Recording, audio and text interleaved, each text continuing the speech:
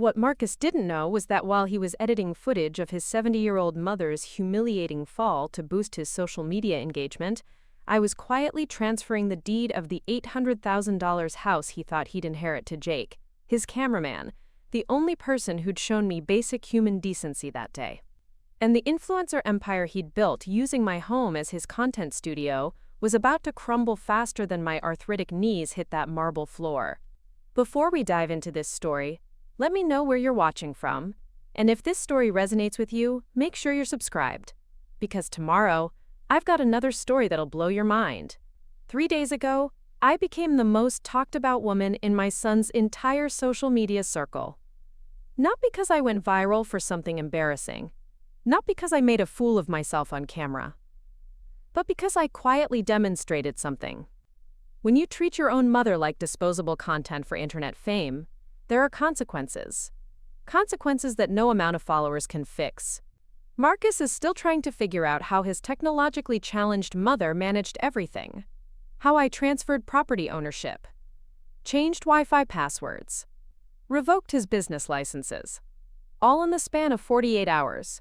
His 2.3 million followers are wondering why his content suddenly stopped. His brand sponsors are asking questions. Why can't he film in the luxury home anymore? The home that was central to his personal brand. What Marcus hasn't figured out yet is simple. The woman he filmed falling down the stairs wasn't just a clumsy old lady. She wasn't someone who'd make good content for his day-in-my-life vlogs. She was a retired real estate attorney. A woman who'd been quietly building a property portfolio for 40 years. A woman who owned not just the house he lived in rent-free, but also the LLC that managed his business contracts. A woman who'd been watching her son exploit her dignity for internet points, waiting for the moment when enough would finally be enough.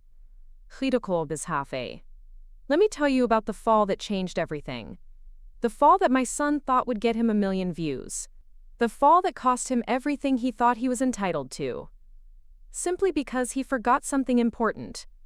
Cameras can be turned off, but character can't be edited. It was Thursday, November 9th. A crisp autumn morning in Millbrook Heights. The kind of day that makes for perfect lighting. At least according to Marcus's extensive photography knowledge. He'd been planning his content calendar for weeks. Coordinating with sponsors. Setting up equipment throughout what he still believed was his family home. I'd been living in this house for 15 years.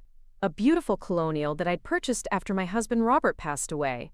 4 bedrooms, 3 baths, and a stunning marble staircase that Marcus loved featuring in his videos. He said it looked expensive and aspirational. Marcus had moved back in 2 years ago. Just temporarily, Mom, he'd assured me. His apartment lease had expired. His YouTube income was inconsistent. Just until I build my brand, he said, until I get stable revenue from sponsorships. 2 years later, he was pulling in 6 figures annually. Income from his lifestyle content was steady. But somehow, he never mentioned moving out.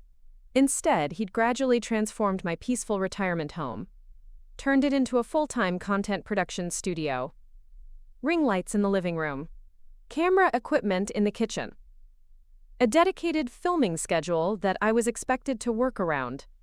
He'd even installed professional lighting in the foyer. He wanted his morning routine videos to have the perfect, golden hour glow.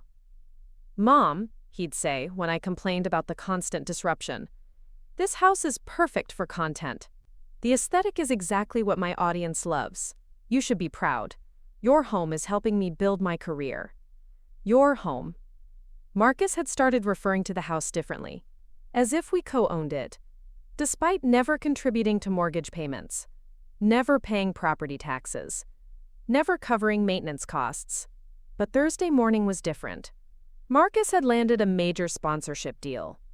A luxury home goods company wanted, quote, authentic lifestyle content. They wanted him in his family home during his morning routine. Mom, he announced over breakfast, I'm filming a big sponsored video today. Try to stay out of the main areas between 8 and 11 a.m., okay? This could be worth $20,000. If it performs well, $20,000. For 3 hours of filming in my own home, where I was being asked to hide like an unwelcome guest. Huh. Marcus, I said carefully, this is my house. I shouldn't have to hide in my bedroom, just so you can make videos. Mom, come on, don't be difficult. This is a huge opportunity. The sponsor specifically wants the marble staircase. And the foyer. You can hang out in the kitchen. Or your room for a few hours. Don't be difficult. As if my presence in my own home was an inconvenience. An obstacle to his business operations. I'd been dealing with this attitude for months. Marcus treating me like a prop. Useful when he needed family content. An obstacle when I wasn't. Asking me to move cars so he could film in the driveway. Requesting that I stay quiet during his live streams. Rearranging my furniture to create better video backgrounds. But that morning, something in his tone was different. This was becoming more than just temporary inconvenience. This was becoming permanent entitlement. Fine, I said. I'll stay out of your way. What I didn't tell Marcus was important. I'd been planning to visit my attorney that afternoon anyway, to discuss some changes to my estate planning. Changes that his behavior had made necessary. At 8:30 a.m., Marcus began setting up his equipment. Professional cameras. Lighting rigs. Audio equipment that cost more than most people's cars. His cameraman, Jake, arrived at 9 a.m. sharp. Jake Thompson was a freelance videographer. Marcus hired him for bigger productions. 28 years old. Polite. Professional. And one of the few people in Marcus's circle who always greeted me respectfully. Good morning, Mrs. Hartwell, Jake said. He carried equipment through the front door. Beautiful house as always. I hope we're not causing too much disruption. Good morning, Jake, I replied. You're always welcome here.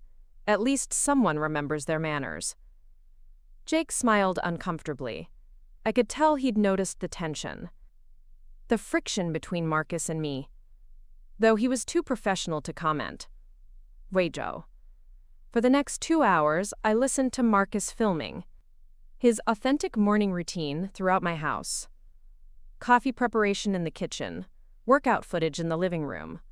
Skincare routine in the bathroom. All carefully scripted. Performed multiple times to get the perfect shots. At 10:45 a.m., I decided to venture downstairs. I wanted a cup of tea. The filming was supposed to wrap up soon. I figured they'd moved on to outdoor shots. In the backyard. Perfor was wrong. Perfor tamtavindan haukomai. As I reached the top of the marble staircase, I could see them. Marcus and Jake positioned in the foyer below.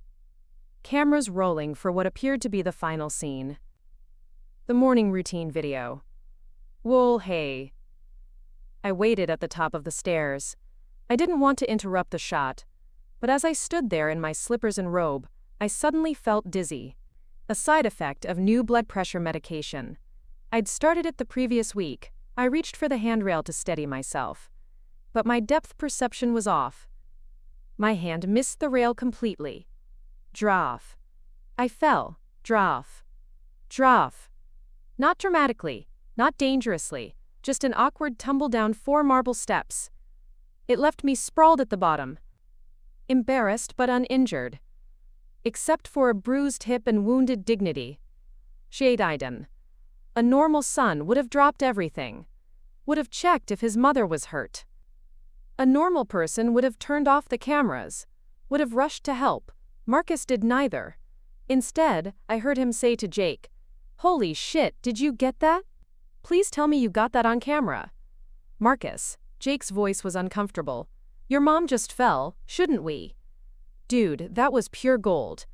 Authentic, unscripted, real-life content. My audience loves genuine moments like that. I was lying on cold marble, trying to assess whether anything was seriously injured. While my son was excited about the content potential of my humiliation. Marcus, I called out, could you help me up, please? Just a second, Mom, Marcus replied, still focused on his camera settings. Jake, can you get a few reaction shots? Natural lighting is perfect right now. Ma, be horror. Jake looked horrified. Marcus, man, your mother needs help. She's fine. Look, she's talking. This is exactly the kind of authentic family content that brands love. Real life, you know? Real life. My fall was content to Marcus. Entertainment for his audience. A lucky accident that might boost his engagement rates. That's when Jake did something. Something that surprised everyone. Including himself. Real life. He turned off his camera, set it down carefully, and came over to help me to my feet. Mrs. Hartwell, he said gently. Are you hurt? Should I call someone? I'm okay, sweetheart, I said. I accepted his steady arm as support. Just bruised my pride more than anything else. Marcus, Jake called out. Seriously, help your mom. Marcus finally approached. But his first words weren't concerned for my welfare. Mom, are you okay to sign a release form? For the footage. The sponsors will love the authentic family dynamic. But we need legal clearance to use it. A release form. So he could monetize footage of my fall. Marcus, I said slowly. You want me to sign a legal document? Giving you permission to use video of me falling down the stairs? It's just standard practice, Mom. All content creators do it. Besides, you look fine. It wasn't even a bad fall. Jake was staring at Marcus.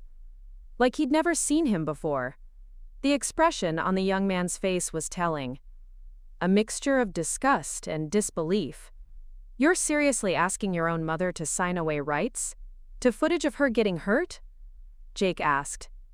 It's business, Jake. Content is content. My audience doesn't care if it's planned or spontaneous. Actually, they prefer spontaneous. That moment crystallized everything. Everything I'd been feeling about Marcus's attitude. Toward me. Toward family. Toward basic human decency. I wasn't his mother in that moment. I was content. I was a prop in his lifestyle brand. I was an opportunity. A chance to create authentic material for his audience of strangers. I need to think about it, I said. I didn't trust myself to say more. Without revealing the anger building inside me. Sure, Mom. But don't think too long, I want to upload this tomorrow. Well, the engagement from the sponsored content is still high. Don't think too long. Because his posting schedule was more important. More important than his mother's dignity. Jake helped me to the kitchen. Got me a glass of water. While Marcus continued filming transition shots in the foyer. Apparently unbothered by the fact that his mother had just been injured. Injured in his content studio. Mrs. Hartwell, Jake said quietly. Are you sure you're not hurt? That was a pretty hard fall.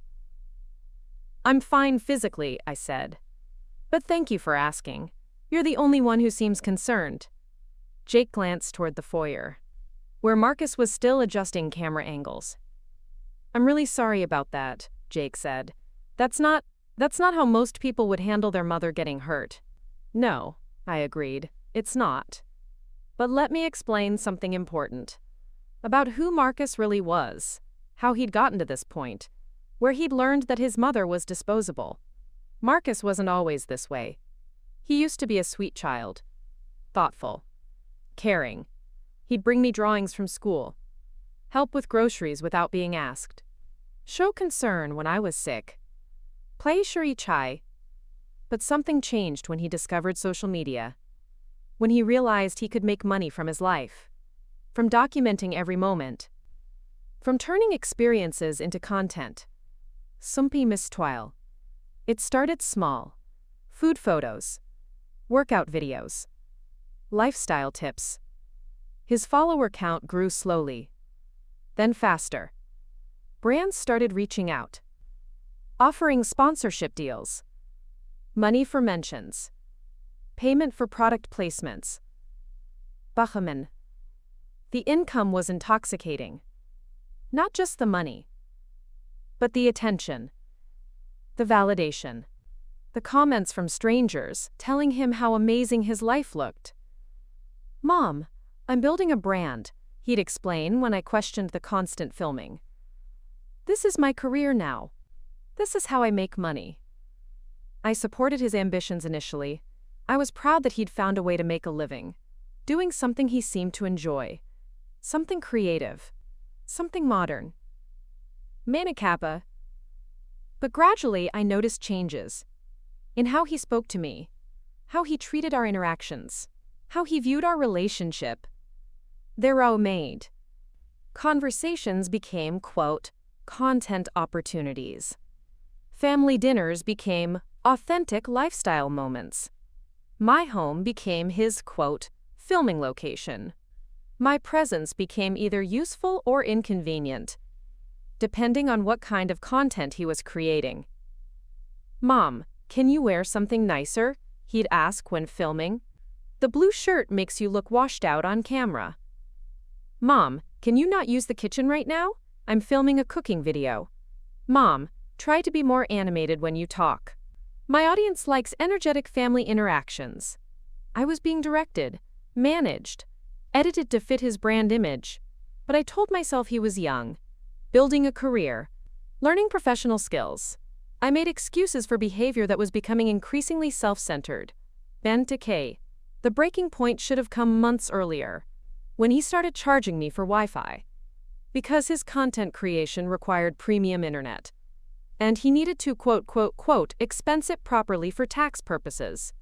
Or when he began scheduling my activities around his filming times, because lighting is crucial for quality content. Or when he asked me to sign contracts, giving him permission to film in common areas of my own house.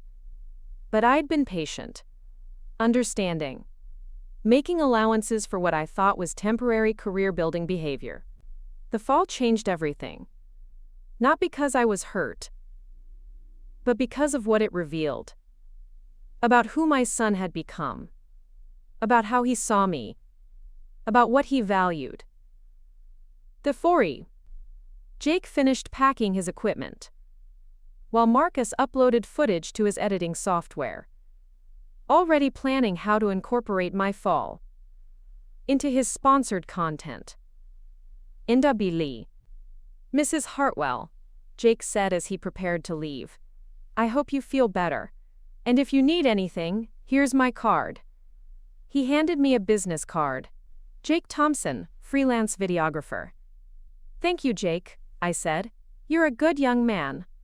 After Jake left, Marcus spent the rest of the day editing, occasionally calling out to ask me questions. About the release form. About whether I'd decided. About letting him use the footage. It could go viral, Mom, he said excitedly. Falls are huge on social media right now, especially when they're real and unscripted. Falls are huge on social media. My son was discussing my humiliation, like it was a trending hashtag. Think about it, Mom. This could be my breakthrough content. The video that takes me to the next level. Millions of views. Major brand deals. This could change everything. This could change everything. He was right about that. But not in the way he expected. Marcus, I said carefully, don't you think it's a little exploitative to profit from your mother's accident? Exploitative, Marcus laughed. Mom, you're being dramatic. It's just content. Everyone falls sometimes. At least yours could help pay the bills. Help pay the bills. Bills for the house I owned, that he lived in rent-free. Bills, Marcus? You don't pay rent, you don't pay utilities, you don't pay for groceries. I pay for my equipment, Mom. My software subscriptions, my business expenses. Those are real costs. His business expenses. For the business he ran out of my house. Using my electricity, my internet, my space. Or tea. Marcus, I said, do you think it's fair that I provide your housing for free while you make money filming in my home? Mom, we're family. Family helps each other. Besides, I'm building something here. Something that could benefit both of us eventually. Family helps each other. But somehow the help only flowed one direction. From me to him. How would this benefit me, Marcus? Well, when I really make it big. When I have my own place. A bigger platform. You could be part of my content. Like a regular character. Grandma Eleanor. My audience would love that. Grandma Eleanor. A character in his content empire. That was my future role, in his vision of our relationship. That evening, as Marcus worked on his content calendar, planning the following week's posts, I made a phone call. A call that would change both of our lives forever. But Marcus had no idea what was coming. He thought the woman he'd filmed falling down the stairs was just a clumsy old lady. Someone who'd stumbled at an inconvenient moment. He didn't know about my legal background, my property portfolio, my business experience, my financial resources, Hefty or blind, the so if equal part drowns to backgrounds. He'd assumed I was living on Social Security, maybe a small pension from my late husband. He'd never asked about my finances, never shown interest in my career, never wondered how a retired widow could afford such an expensive house, in such an exclusive neighborhood. Marcus saw what he wanted to see, an elderly mother who was grateful for his occasional attention, someone who should be honored, to be featured in his content, someone whose home he could use, whose dignity he could monetize, without consequence. The behest, someone who should be honored. But the woman he'd reduced to content was about to teach him something. About assumptions. About respect. About the difference between family and exploitation. Jake had shown me kindness. When my own son prioritized camera angles, Jake had turned off his equipment to help me up. Jake had shown concern for my well-being. Jake had been horrified by Marcus's response to my fall. Jake had acted like family, while my actual family treated me like content. Sometimes the people who deserve your generosity aren't the people you're related to. Sometimes character matters more than blood. Sometimes respect is earned, not inherited. Marcus thought he'd captured great content that day. He thought he'd found his breakthrough moment, his viral video, his ticket to influencer stardom. Mattersy. He had no idea. He'd actually filmed the moment. He lost everything. The woman he thought he could exploit was about to demonstrate something important. Character isn't something you can edit. In post-production, Mo Mantiti Singwinko, and the young man who'd shown me basic human decency, while my own son prioritized engagement metrics, was about to discover something wonderful. Sometimes kindness gets rewarded in ways you never expect. But that's getting ahead of the story. First, you need to understand how I'd built the resources that would make my response possible. How a, quotes, helpless elderly woman had actually spent decades creating the foundation for the most expensive lesson my son would ever learn. Because the woman Marcus underestimated had been planning for moments like this her entire adult life. That phone call I made Thursday evening? It was to my estate attorney, Patricia Wells, a woman I'd worked with for 20 years, someone who understood exactly how my assets were structured and why. Eleanor, Patricia said when she answered. This is unexpected. How are you doing? I'm fine, Patricia, but I need to schedule an appointment tomorrow if possible. There are some changes I need to make to my will and property arrangements. Of course. Is everything all right? You sound different. Everything is about to be very different, I said. Can you meet me at 2 p.m.? Absolutely. Should I prepare any specific documents? Prepare everything. Property deeds, business registrations, trust documents, all of it. After I hung up, I sat in my kitchen, the same kitchen Marcus had been filming in hours earlier, thinking about how we'd gotten to this point, how a relationship built on love had deteriorated into exploitation. But to understand my decision, you need to know something about the life I'd built before Marcus was born, the career he'd never bothered to learn about, the resources he'd never questioned. My story begins 45 years ago. In 1978, when I graduated from Northwestern Law School, one of only 12 women in a class of 85, real estate law wasn't glamorous then. Most women lawyers were pushed toward family law or public interest work. But I'd always been fascinated by property, by ownership, by the legal frameworks that determined who controlled what. My first job was with Henderson and Associates, a small firm in downtown Chicago. They handled residential real estate, commercial properties, land development deals. The partners were skeptical about hiring a woman, but they needed someone who would work for less than their male counterparts demanded. "Eleanor," Richard Henderson told me on my first day, "you'll start with simple residential closings. Nothing too complicated. We'll see how you handle the basic work." Basic work. Simple closings. They assumed I couldn't handle complex transactions. Because I was young. Because I was female. Because I looked like someone's daughter, rather than a trained attorney. They were wrong.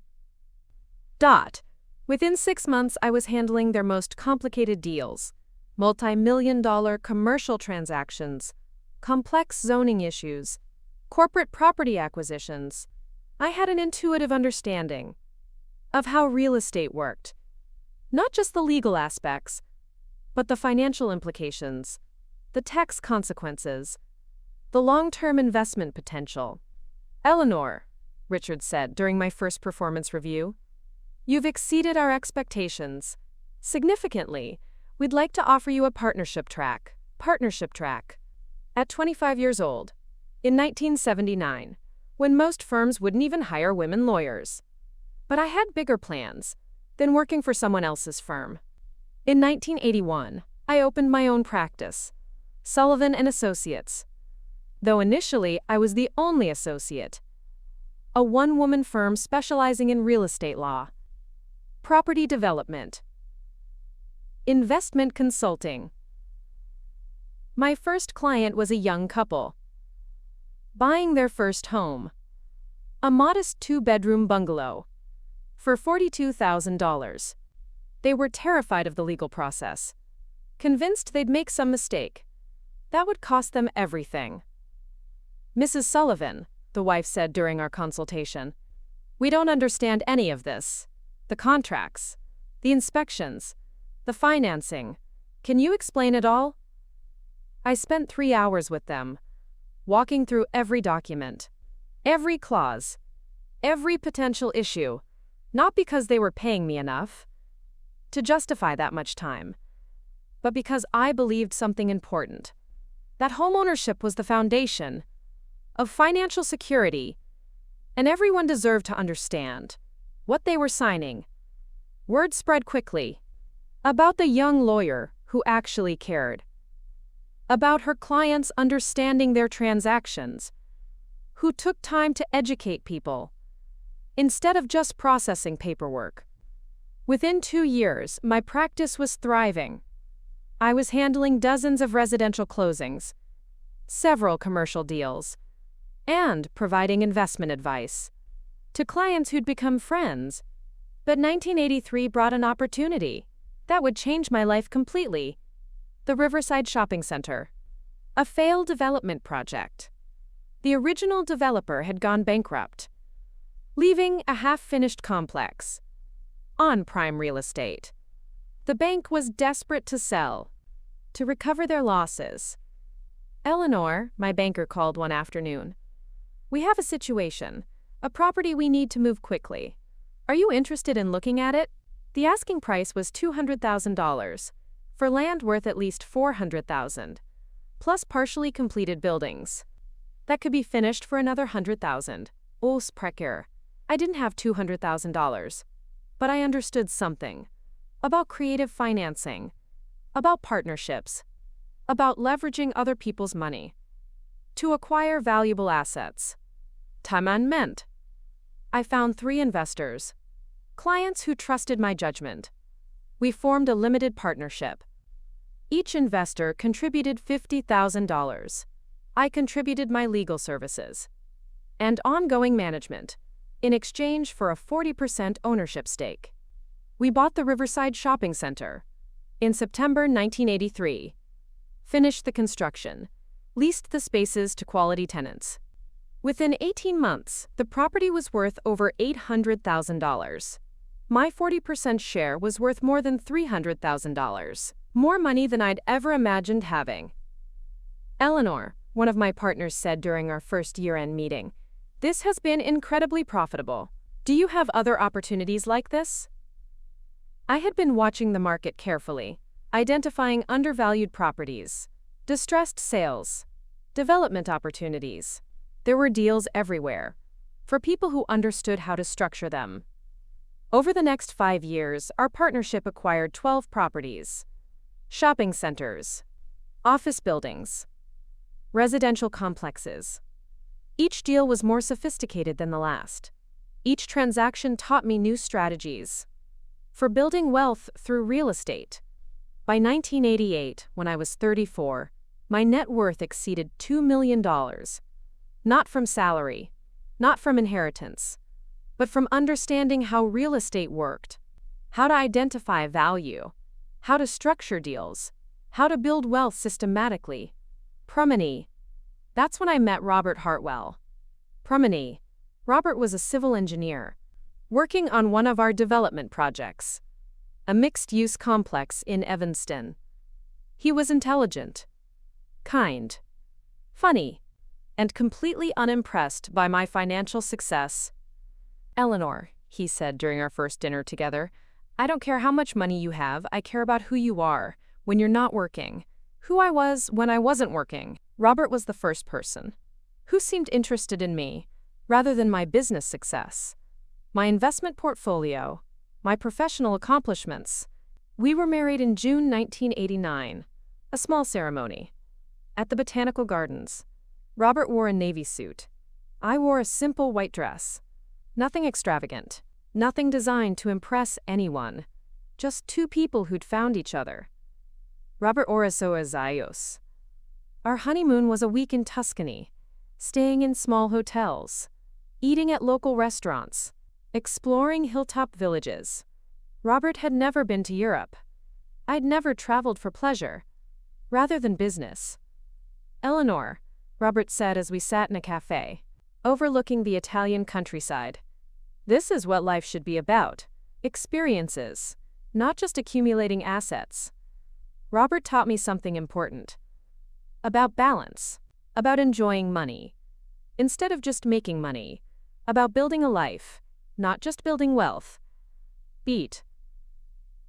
When we returned to Chicago, we started looking for a home, not an investment property, not a strategic acquisition, but a place where we could build a life together. We spent a Victorian mansion in Lincoln Park. It needed extensive renovation, but the bones were beautiful. High ceilings, original hardwood floors, a grand staircase, stained glass windows. "It's perfect," Robert said. Even though the electrical system was outdated, the plumbing needed replacement, the roof leaked in 3 places.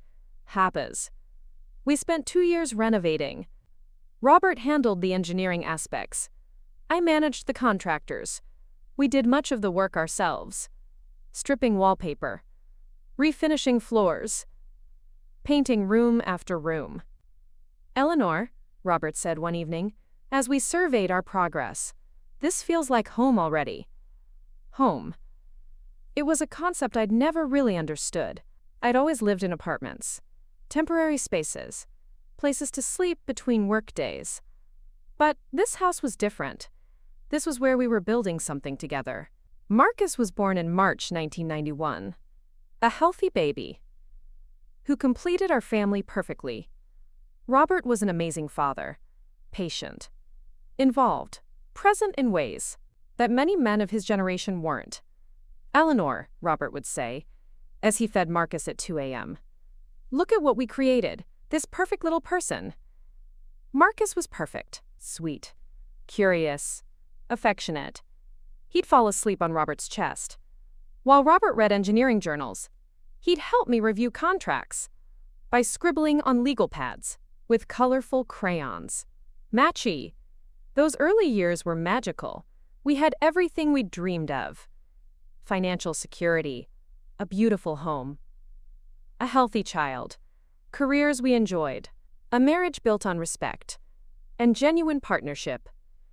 But 1995 brought news that changed everything. Robert had been feeling tired. More than usual. He'd been having headaches, shortness of breath. When he finally saw a doctor, the diagnosis was devastating. Cardiomyopathy, an enlarged heart, caused by a viral infection. That had gone undetected. His heart muscle was weakened, possibly permanently. "Mrs. Hartwell," the cardiologist explained, "your husband's condition is serious. He'll need to reduce stress significantly. Avoid physical exertion. Consider early retirement." Early retirement. Robert was only 41.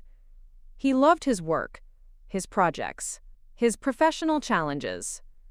"Doctor?" Robert asked. "What's the prognosis? Long-term?" "That depends on many factors. How well you manage the condition, how much rest you get, whether you make necessary lifestyle changes." The subtext was clear. Robert's career was over. His health was fragile. Our future was uncertain. That evening, Robert and I sat in our kitchen. 4-year-old Marcus was asleep upstairs. We tried to process what we'd learned. "Eleanor," Robert said quietly, "I'm scared. Not for me, but for you and Marcus. What happens if I can't work? If my health gets worse?" "We'll figure it out," I said, though I wasn't sure how. "You've built an amazing business, but it requires your full attention, your time and energy. How can you manage everything if you're also taking care of a sick husband?" Robert was right. My real estate practice demanded constant attention: client meetings, property inspections, contract negotiations, deal closings. I couldn't maintain my current workload while also managing his medical care and raising a young child. "Robert," I said, "what if we restructured everything? What if I stepped back from active practice, focused on managing our existing properties, spent more time at home? Can we afford that? Financially?" I'd been thinking about this question for months, actually. Our property portfolio was generating substantial passive income, enough to support our lifestyle, without requiring my full-time attention. "We can afford it," I said. "We might even be better off. Less stress, more time together, more focus on what matters." Over the next 6 months, I gradually transitioned out of active legal practice. I kept a few long-time clients, but stopped taking new cases. Instead, I focused on our investment properties, improving management systems, optimizing rental income, identifying new acquisition opportunities. Income was actually higher than my legal practice had generated, with significantly less time investment. More importantly, I could work from home, spend time with Marcus, take care of Robert. "Eleanor," Robert said one afternoon, as we watched Marcus play in our backyard, "this is better than I imagined. Being home more, having time for family, for each other." Those were precious years. Robert's health was stable. Marcus was thriving. Our properties were performing well. We traveled during summers, took family vacations, built memories that would last a lifetime. But Robert's condition was progressive. By 2001, he needed more medical care, more rest, more support with daily activities. "Mom," 10-year-old Marcus would ask, "why is Dad always tired? Why can't he play catch anymore?" How do you explain heart disease to a child? How do you prepare them for what's coming without destroying their sense of security? "Dad's heart is sick, sweetheart," I'd explain. "It makes him tired. But he loves spending time with you, even if he can't run around." Marcus adapted beautifully. He'd read to Robert. When Robert was too tired to read alone, he'd help with simple tasks around the house. He showed maturity beyond his years. Robert passed away in November 2003. Marcus was 12, old enough to understand loss, too young to process the magnitude of what we'd lost. "Mom," Marcus said after the funeral, "is it going to be just us now?" "Yes, sweetheart. Just us. But we're gonna be okay." And we were okay, financially at least. Robert had excellent life insurance. Our properties continued generating income. I had savings and investments that could support us comfortably for decades. But emotionally, Marcus struggled. He'd lost his father, his role model, his source of stability. He became clingy, anxious, afraid that I might disappear too. "Mom," he'd say every morning, "you're not going anywhere today, right?" "I'm not going anywhere, sweetheart. I'll always be here." I meant that promise. I reorganized my entire life around being available for Marcus. I worked from home exclusively, hired property managers for day-to-day operations, focused entirely on being the parent Marcus needed. Though maybe that was my mistake. Being too available, too protective, too willing to solve every problem he encountered. Mihal aided. When Meredith I Hellas struggled with math, I hired tutors. When he had social problems, I changed schools. When he wanted expensive things, I bought them. Without question. Without requiring him to earn them. "Eleanor," my sister warned, during one of her visits, "you're spoiling that boy. He's going to grow up expecting everything to be handed to him." "He's been through trauma," I defended. "Losing his father so young. He needs security, stability, support. He needs to learn responsibility, independence, how to handle disappointment." My sister was probably right. But I couldn't bear to add more stress to Marcus's life. He'd already lost so much. High school was easier. Marcus was popular, athletic, academically successful. He played tennis, joined student government, had a steady girlfriend, seemed to be thriving. "Trulecker, Mom," Marcus said during his senior year, "I've been accepted to Northwestern. For business. Just like you wanted." Northwestern. My alma mater. I was proud,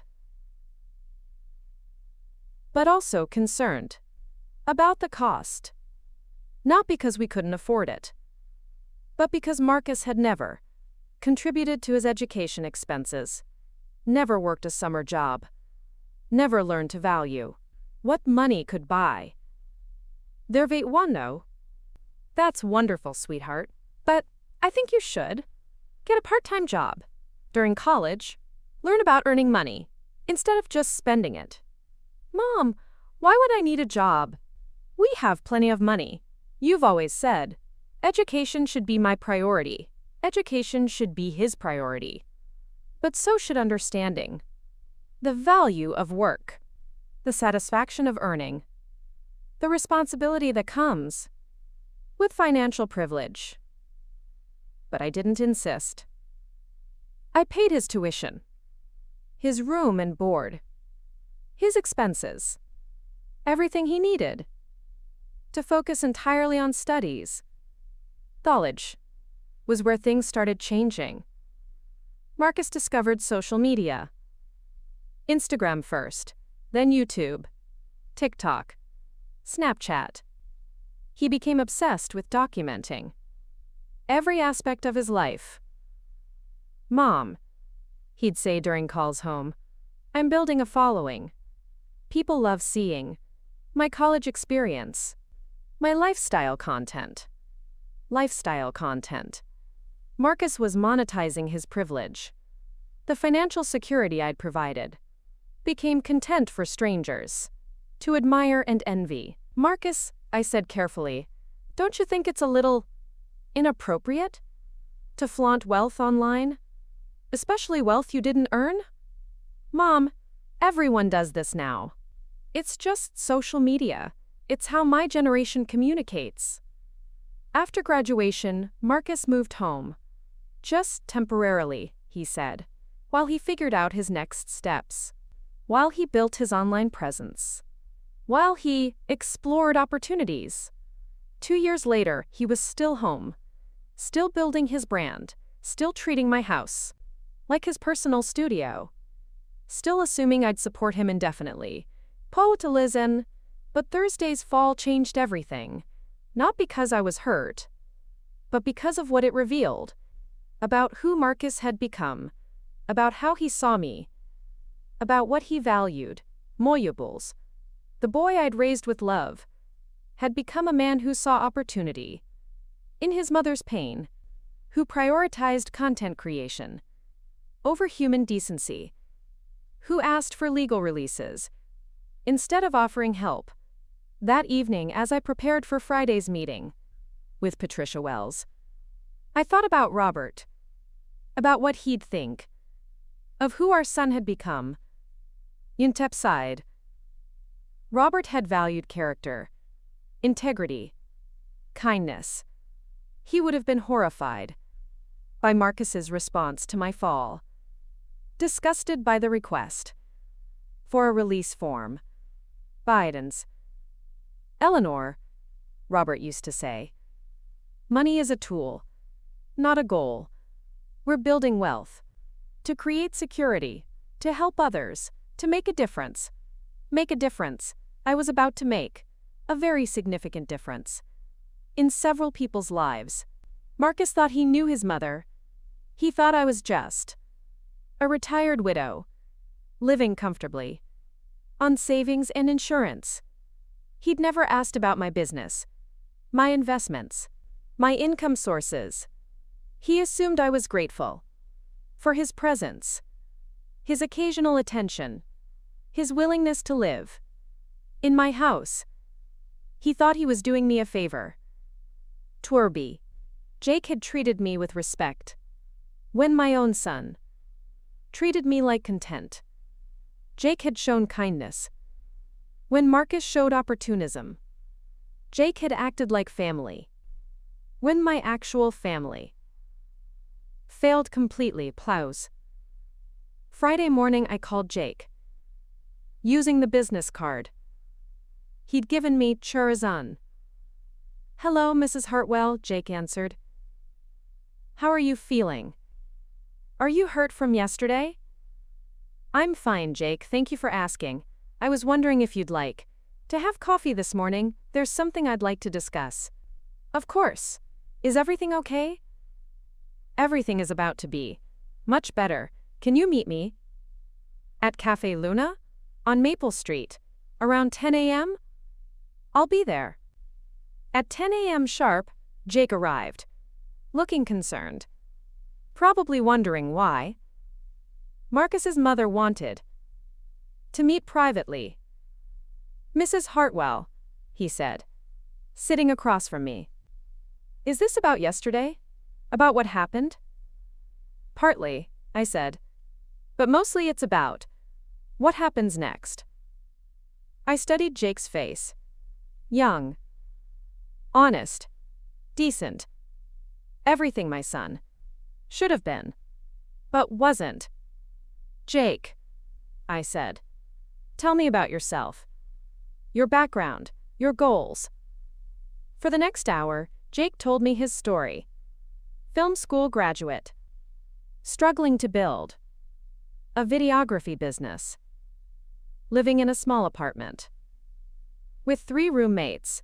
Working multiple jobs to pay student loans. Watak. I love what I do, Jake said. But it's hard. Building a client base, finding steady work, the equipment costs are enormous. What's your dream? I asked. If money weren't an issue. I'd love to have my own studio. Professional equipment, maybe teach workshops for aspiring filmmakers. Give back to the community. Give back to the community. When was the last time Marcus had expressed interest in helping anyone besides himself? Critty S. Jake, I said. What would you say if I told you I might be able to help with that dream? Jake looked confused. Mrs. Hartwell, I appreciate the thought, but I couldn't accept charity. I need to earn my success. Earn his success. Marcus had never used those words together in a sentence. It wouldn't be charity, Jake. It would be recognition of character, of kindness, of treating people with basic human dignity. I told Jake about my meeting with Patricia Wells, about the decisions I was making, about Marcus's future and his own. By the time we finished talking, Jake was stunned, overwhelmed, and incredibly grateful. Mrs. Hartwell, Jake said, I don't know what to say. This is life-changing. Character should be rewarded, I said, and exploitation should have consequences. At 2 p.m., I met with Patricia. She had prepared everything: property deeds, business documents, trust paperwork, bank account authorizations. Eleanor, Patricia said, are you certain about this? These changes are extensive. I'm certain, Patricia. Marcus has shown me who he really is. Jake has shown me what character looks like. I'm simply aligning my resources with my values. We spent 3 hours restructuring everything, transferring properties, changing beneficiaries, creating new entities, establishing new arrangements. By 5 p.m., the legal work was complete. Marcus's world was about to change forever, and Jake's life was about to begin in ways he'd never imagined. But first, Marcus needed to learn about consequences, about respect, about the difference between family and exploitation. About. The lesson was about to begin. Friday evening, I returned home to find Marcus in full production mode. He had converted my dining room into an editing suite. Multiple monitors displayed footage from the morning's shoot, including several angles of my fall. Hey, Mom, he called out without looking up. Perfect timing. Come look at this. I've been working on the fall sequence. It's going to be incredible. The fall sequence. My humiliation had become a sequence in his video. Pedre Quince. I walked over to his setup. On the main monitor, I watched myself tumble down the marble stairs. The footage was crystal clear, high definition, shot from multiple angles. See how Jake got the wide shot? Marcus pointed excitedly. And this close-up captures your expression perfectly. The shock, the confusion. It's so authentic. My expression. My shock. My confusion. Marcus was analyzing my pain like a film critic. I've slowed it down here, he continued. Really dramatic effect. And I added some music. Nothing too heavy, just enough to enhance the emotional impact. He'd added music to my fall. Emotional enhancement for entertainment value. Marcus, I said quietly, turn it off. What? Mom, you need to see this. It's really good work, professional quality. Turn it off. Now. Marcus finally looked at me. Mom, what's wrong? You seem upset. What's wrong? My son was editing footage of my accident for public consumption, and he couldn't understand why I might be upset. Marcus, I don't want you using that footage. Mom, we talked about this. It's just content. Everyone falls sometimes. This could be my breakthrough video. I said no. Marcus's expression changed, from excitement to frustration. Mom, be reasonable. This is a huge opportunity. The sponsor loved the authentic family dynamic. They want to feature it prominently. The sponsor loved it. Companies were excited about my humiliation. What sponsor, Marcus? Luxury Home Solutions. They're paying $20,000 for this placement, but only if we include authentic family moments, like your fall. $20,000 for footage of me getting hurt. Mom, think about it practically. $20,000 for 30 seconds of footage. That's like $600 per second for something that already happened. $600 per second. Marcus had calculated the monetary value of my pain. Marcus, I'm not signing a release. I don't want strangers watching me fall. I don't want my accident turned into entertainment. Mom, you're being unreasonable. It's not like you were seriously hurt. You got right back up. It's actually kind of inspiring. Inspiring. My fall was inspiring content. How is it inspiring, Marcus? It shows resilience, strength, getting back up after a setback. My audience loves that kind of authentic life moment. Authentic life moment. My pain was authentic content for his audience of strangers. Marcus, what if I fell again? What if I got seriously hurt next time? Would you film that too? Mom, that's a weird question. Why would you fall again? Answer the question. If I had a serious accident, would you film it for content? Marcus hesitated. For just a moment, but long enough to reveal the truth. I mean, if it was already happening, if the cameras were already rolling. If the cameras were already rolling. My son would film my serious injury if it meant good content.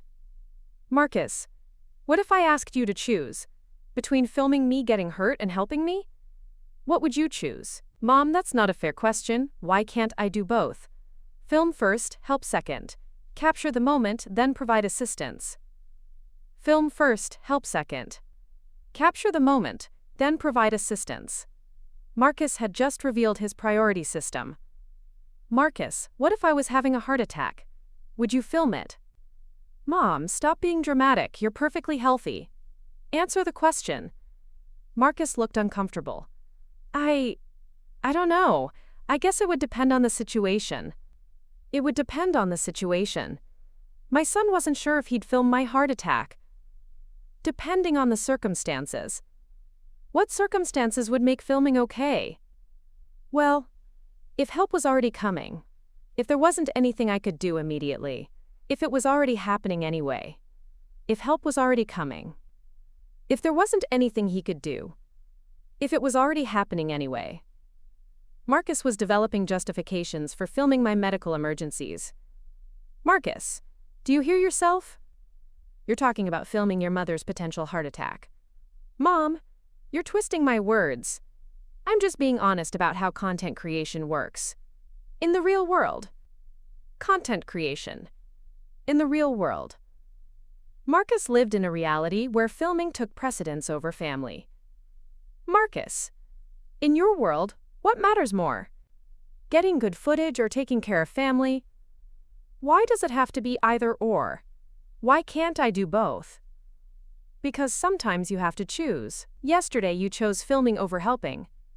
That's not fair. You weren't seriously hurt. Jake helped you. Everything worked out fine. Jake helped me.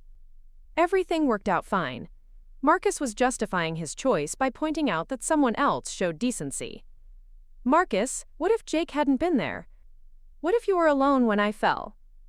Then I would have helped you. Obviously. After filming? Mom, stop trying to trap me. You're creating hypothetical scenarios that didn't happen. Hypothetical scenarios. Marcus couldn't commit to prioritizing my welfare over his content creation. Marcus, yesterday wasn't hypothetical. You had a choice. Film or help. You chose filming. I chose both. Eventually. Eventually. Marcus helped me eventually. After securing the footage first. How long did you film before helping? I don't know, a few seconds, maybe a minute. A few seconds. Maybe a minute. Marcus filmed my pain for up to a minute before offering assistance. Marcus, what if those few seconds made the difference? Between help and no help? Between safety and danger? Mom, you're being ridiculous. You were fine. I could see you were fine. I was fine. Marcus had diagnosed my condition from behind a camera, while prioritizing footage over assistance. Marcus, what if you were wrong? What if I wasn't fine? But you were fine. What if I wasn't? Marcus was getting agitated. Mom, why are you doing this? Why are you making me feel guilty about something that turned out okay? Turned out okay. Marcus felt guilty because I was making him examine his choices. Not because his choices were wrong. Dirty. Marcus, I'm trying to understand your priorities, your values. What matters to you? What matters to me is building my career, creating content, supporting myself financially, being successful, building his career, creating content, supporting himself financially, being successful. Marcus hadn't mentioned family, relationships, character, values. What about family, Marcus? Where does family fit in your priorities? Family is important too, obviously. How important? More important than content. Why does it have to be a competition? Because yesterday you made it a competition, and content won. Marcus stood up from his editing station. Mom, I don't know what you want from me. I apologized. I helped you eventually. Everything turned out fine. I apologized. I helped you eventually. Everything turned out fine. Marcus's apology was grudging. His help was delayed. His definition of fine ignored my feelings completely. Marcus, what kind of apology did you give me? I said I was sorry. Things got confusing. Things got confusing. Marcus's apology blamed confusion rather than accepting responsibility for his choices. Marcus, what were you sorry for specifically? For the misunderstanding about priorities. Misunderstanding about priorities. Marcus was apologizing for my misunderstanding, not for his actions. Marcus, that's not an apology. That's deflection. What do you want me to say, Mom? I want you to understand what you did wrong. I prioritized work over family for a few seconds. Is that what you want to hear? A few seconds.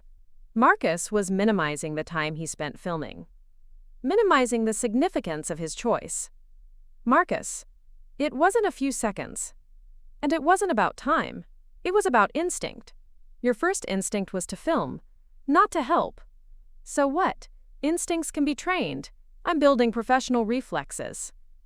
Professional reflexes. Marcus was defending his instinct to film my pain as professional development. Marcus, what if your professional reflexes become more important than your human reflexes? That's not gonna happen. It already happened, yesterday. Marcus sat back down. Mom, can we please just move forward? I've learned my lesson. It won't happen again. I've learned my lesson. It won't happen again. Marcus was making promises without understanding what lesson he needed to learn. Jarite newer shockers. What lesson did you learn, Marcus? To help first, film second. Help first, film second. Marcus had learned a sequence, not a principle. Marcus, what if the situation isn't filmable? What if there's no content opportunity? Would you still help? Of course I'd still help. How do I know that? Because I'm your son. Because I love you. Because he loved me. But yesterday, his love hadn't been stronger than his content instincts. Marcus, if you love me, why was your first thought about filming? Not my welfare. Because I'm in work mode during filming. I think like a content creator. Work mode. Marcus had been in work mode while living in my house, using my space, filming my life. Marcus, when are you not in work mode? What do you mean? When do you stop being a content creator and start being my son? Marcus looked confused. I'm always your son. Yesterday you were a content creator first, son second. That's not true. You asked me to sign a release form. Before you asked if I was hurt. That was just business protocol.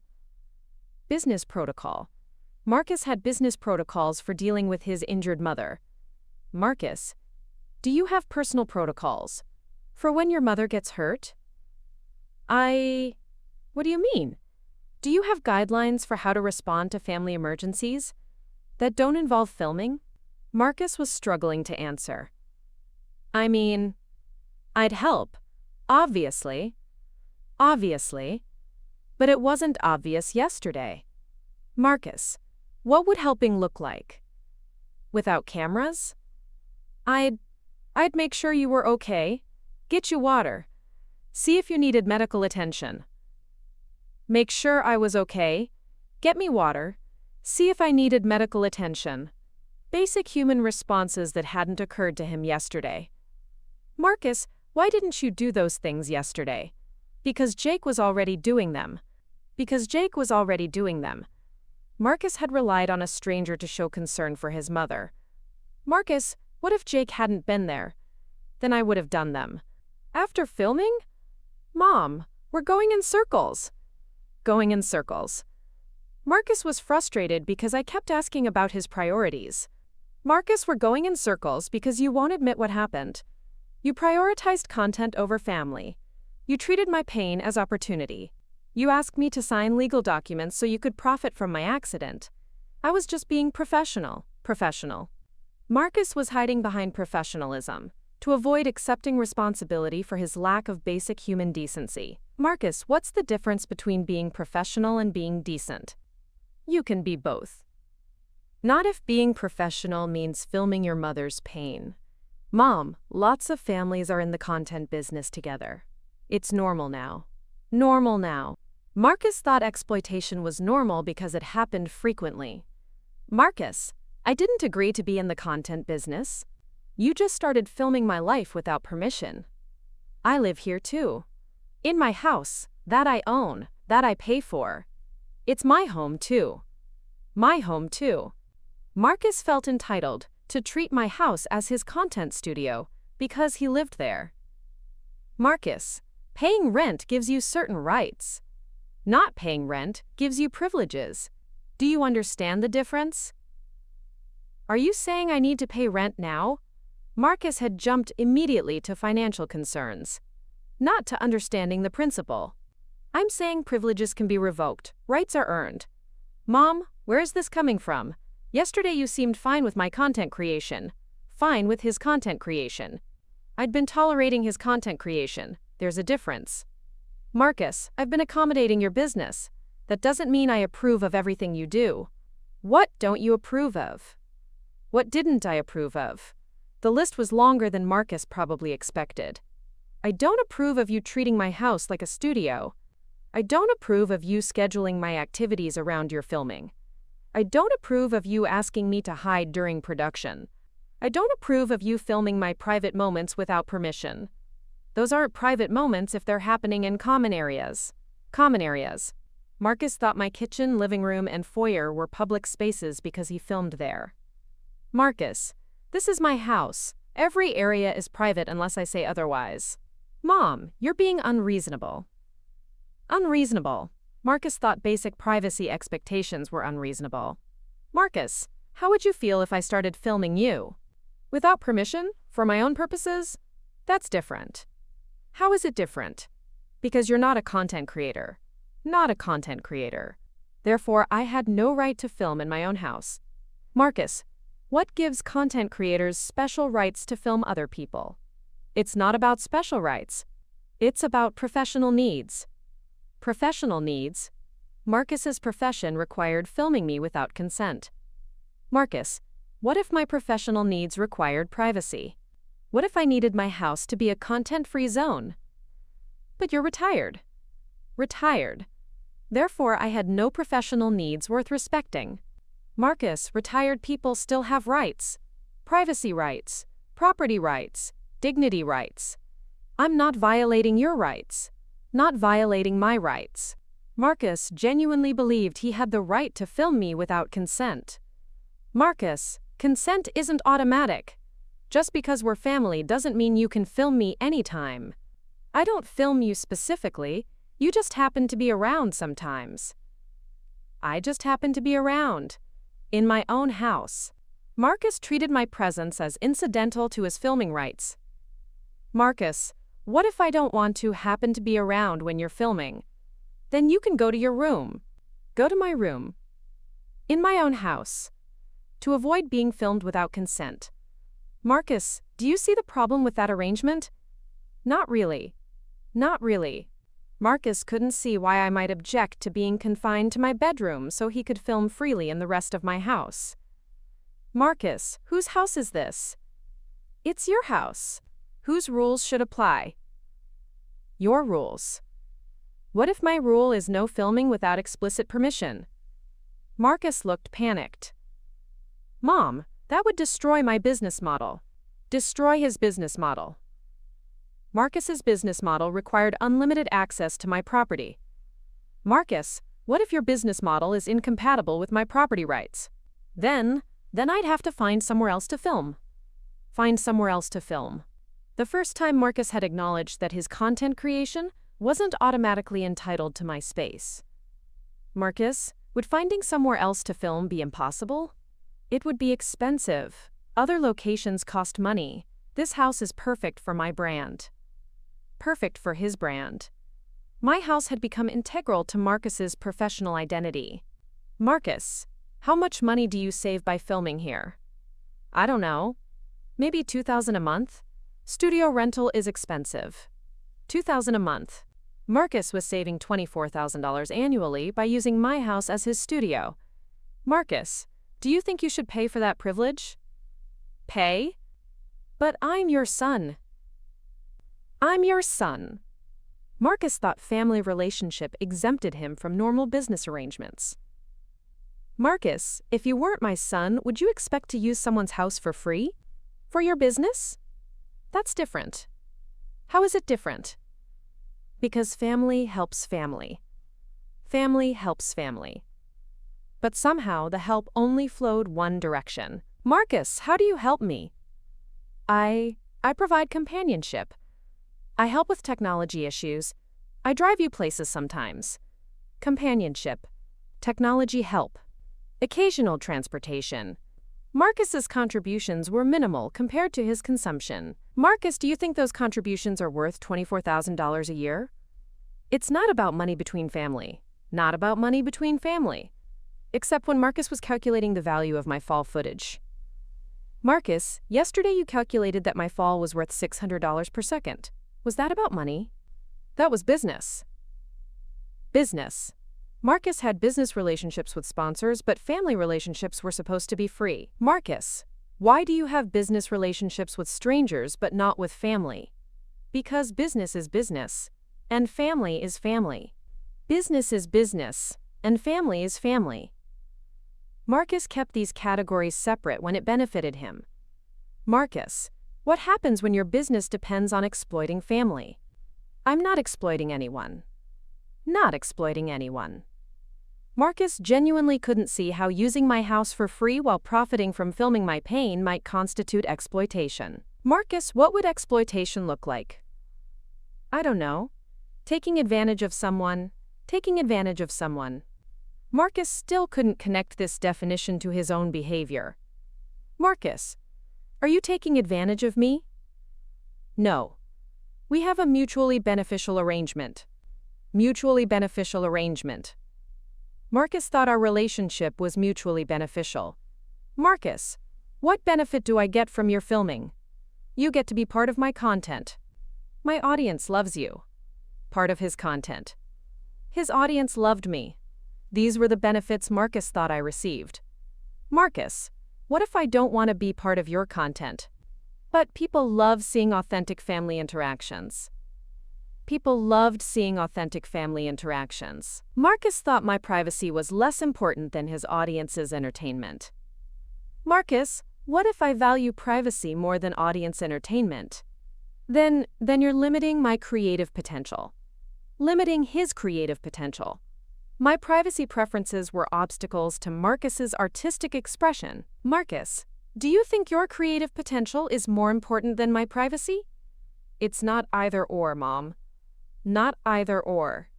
Except yesterday when Marcus chose filming over helping. Marcus, yesterday it was either or. You chose filming. I chose both. Eventually. Eventually. The word that revealed everything about Marcus's priorities. The conversation continued for another hour. Marcus defending every choice. Justifying every decision. Unable to see how his behavior had crossed basic lines of human decency. Finally, I realized something important. Marcus wasn't going to change through conversation. He wasn't going to develop empathy through explanation. He wasn't going to choose family over content through persuasion. Marcus was going to learn about consequences. The way people learn when words aren't enough. But first, he was going to discover something. About the woman he thought he could exploit. Contour Burbai. The woman he'd reduced to content was about to teach him. About power. About respect. About the difference between family and business. And the young man who'd shown me basic human decency was about to discover. That character gets rewarded, sometimes in ways you never expect. But Marcus had no idea what was coming. He thought the conversation was about his filming rights, his business needs, his creative freedom.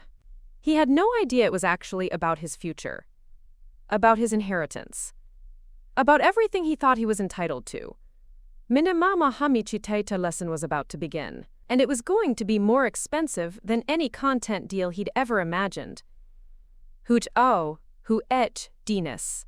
Saturday morning brought new developments. Marcus had uploaded a teaser clip to his social media. 30 seconds of footage showing my fall, with dramatic music, slow motion effects, and a caption that made my blood boil.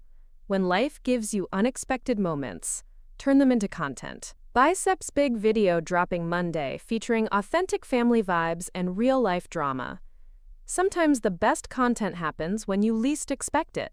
Hashtag authentic life, hashtag family first, hashtag content creator, hashtag real moments. Family first. Marcus had tagged my accident with family first while using it for content marketing. The teaser already had 12,000 views, 300 comments, dozens of shares. People were excited to watch me fall. OMG, can't wait. Your mom seems so sweet.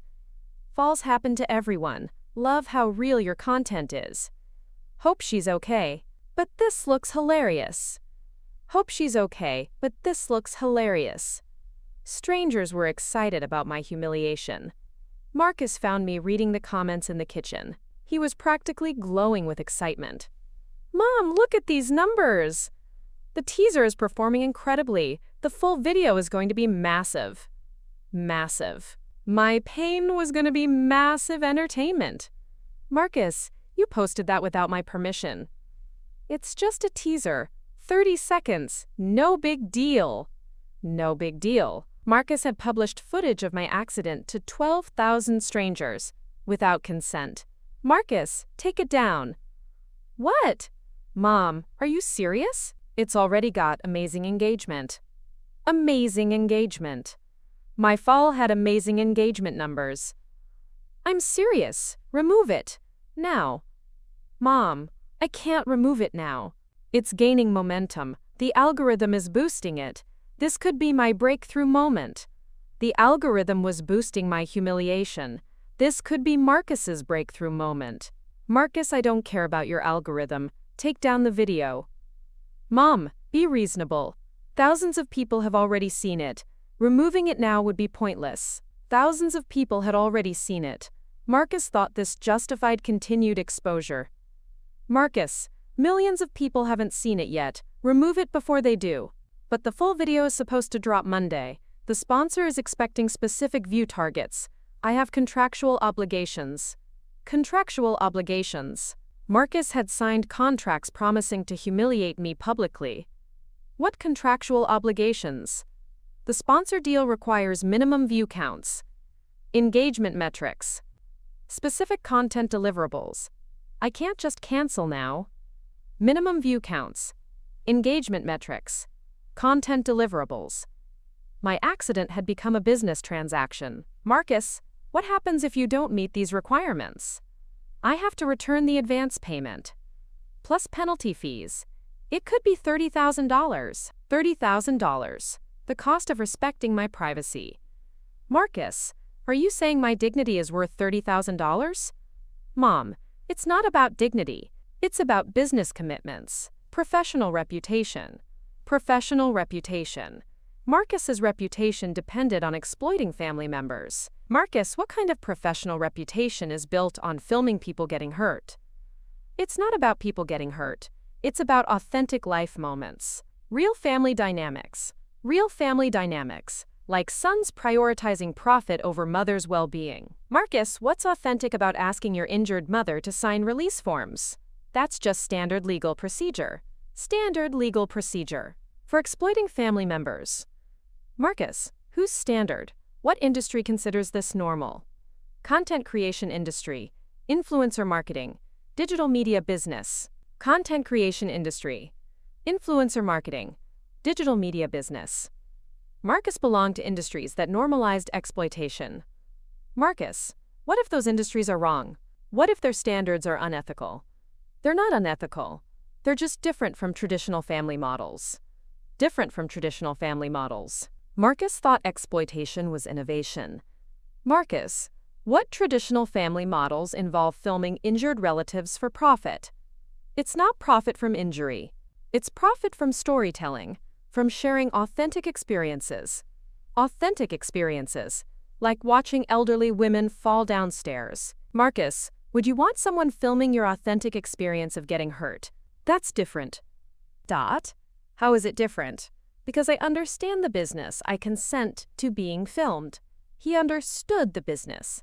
He consented to being filmed. Marcus thought understanding exploitation made it acceptable. Marcus, what if I don't understand the business? What if I don't consent? Then you're limiting my career potential. Limiting his career potential. My consent was an obstacle to Marcus's success. Marcus, should your career potential override my consent? It's not overriding. It's finding compromise. Finding compromise. Marcus thought posting without permission was compromise. Marcus, what compromise involves you getting everything you want and me getting nothing I want? You get to be part of something successful. Something that brings joy to thousands of people.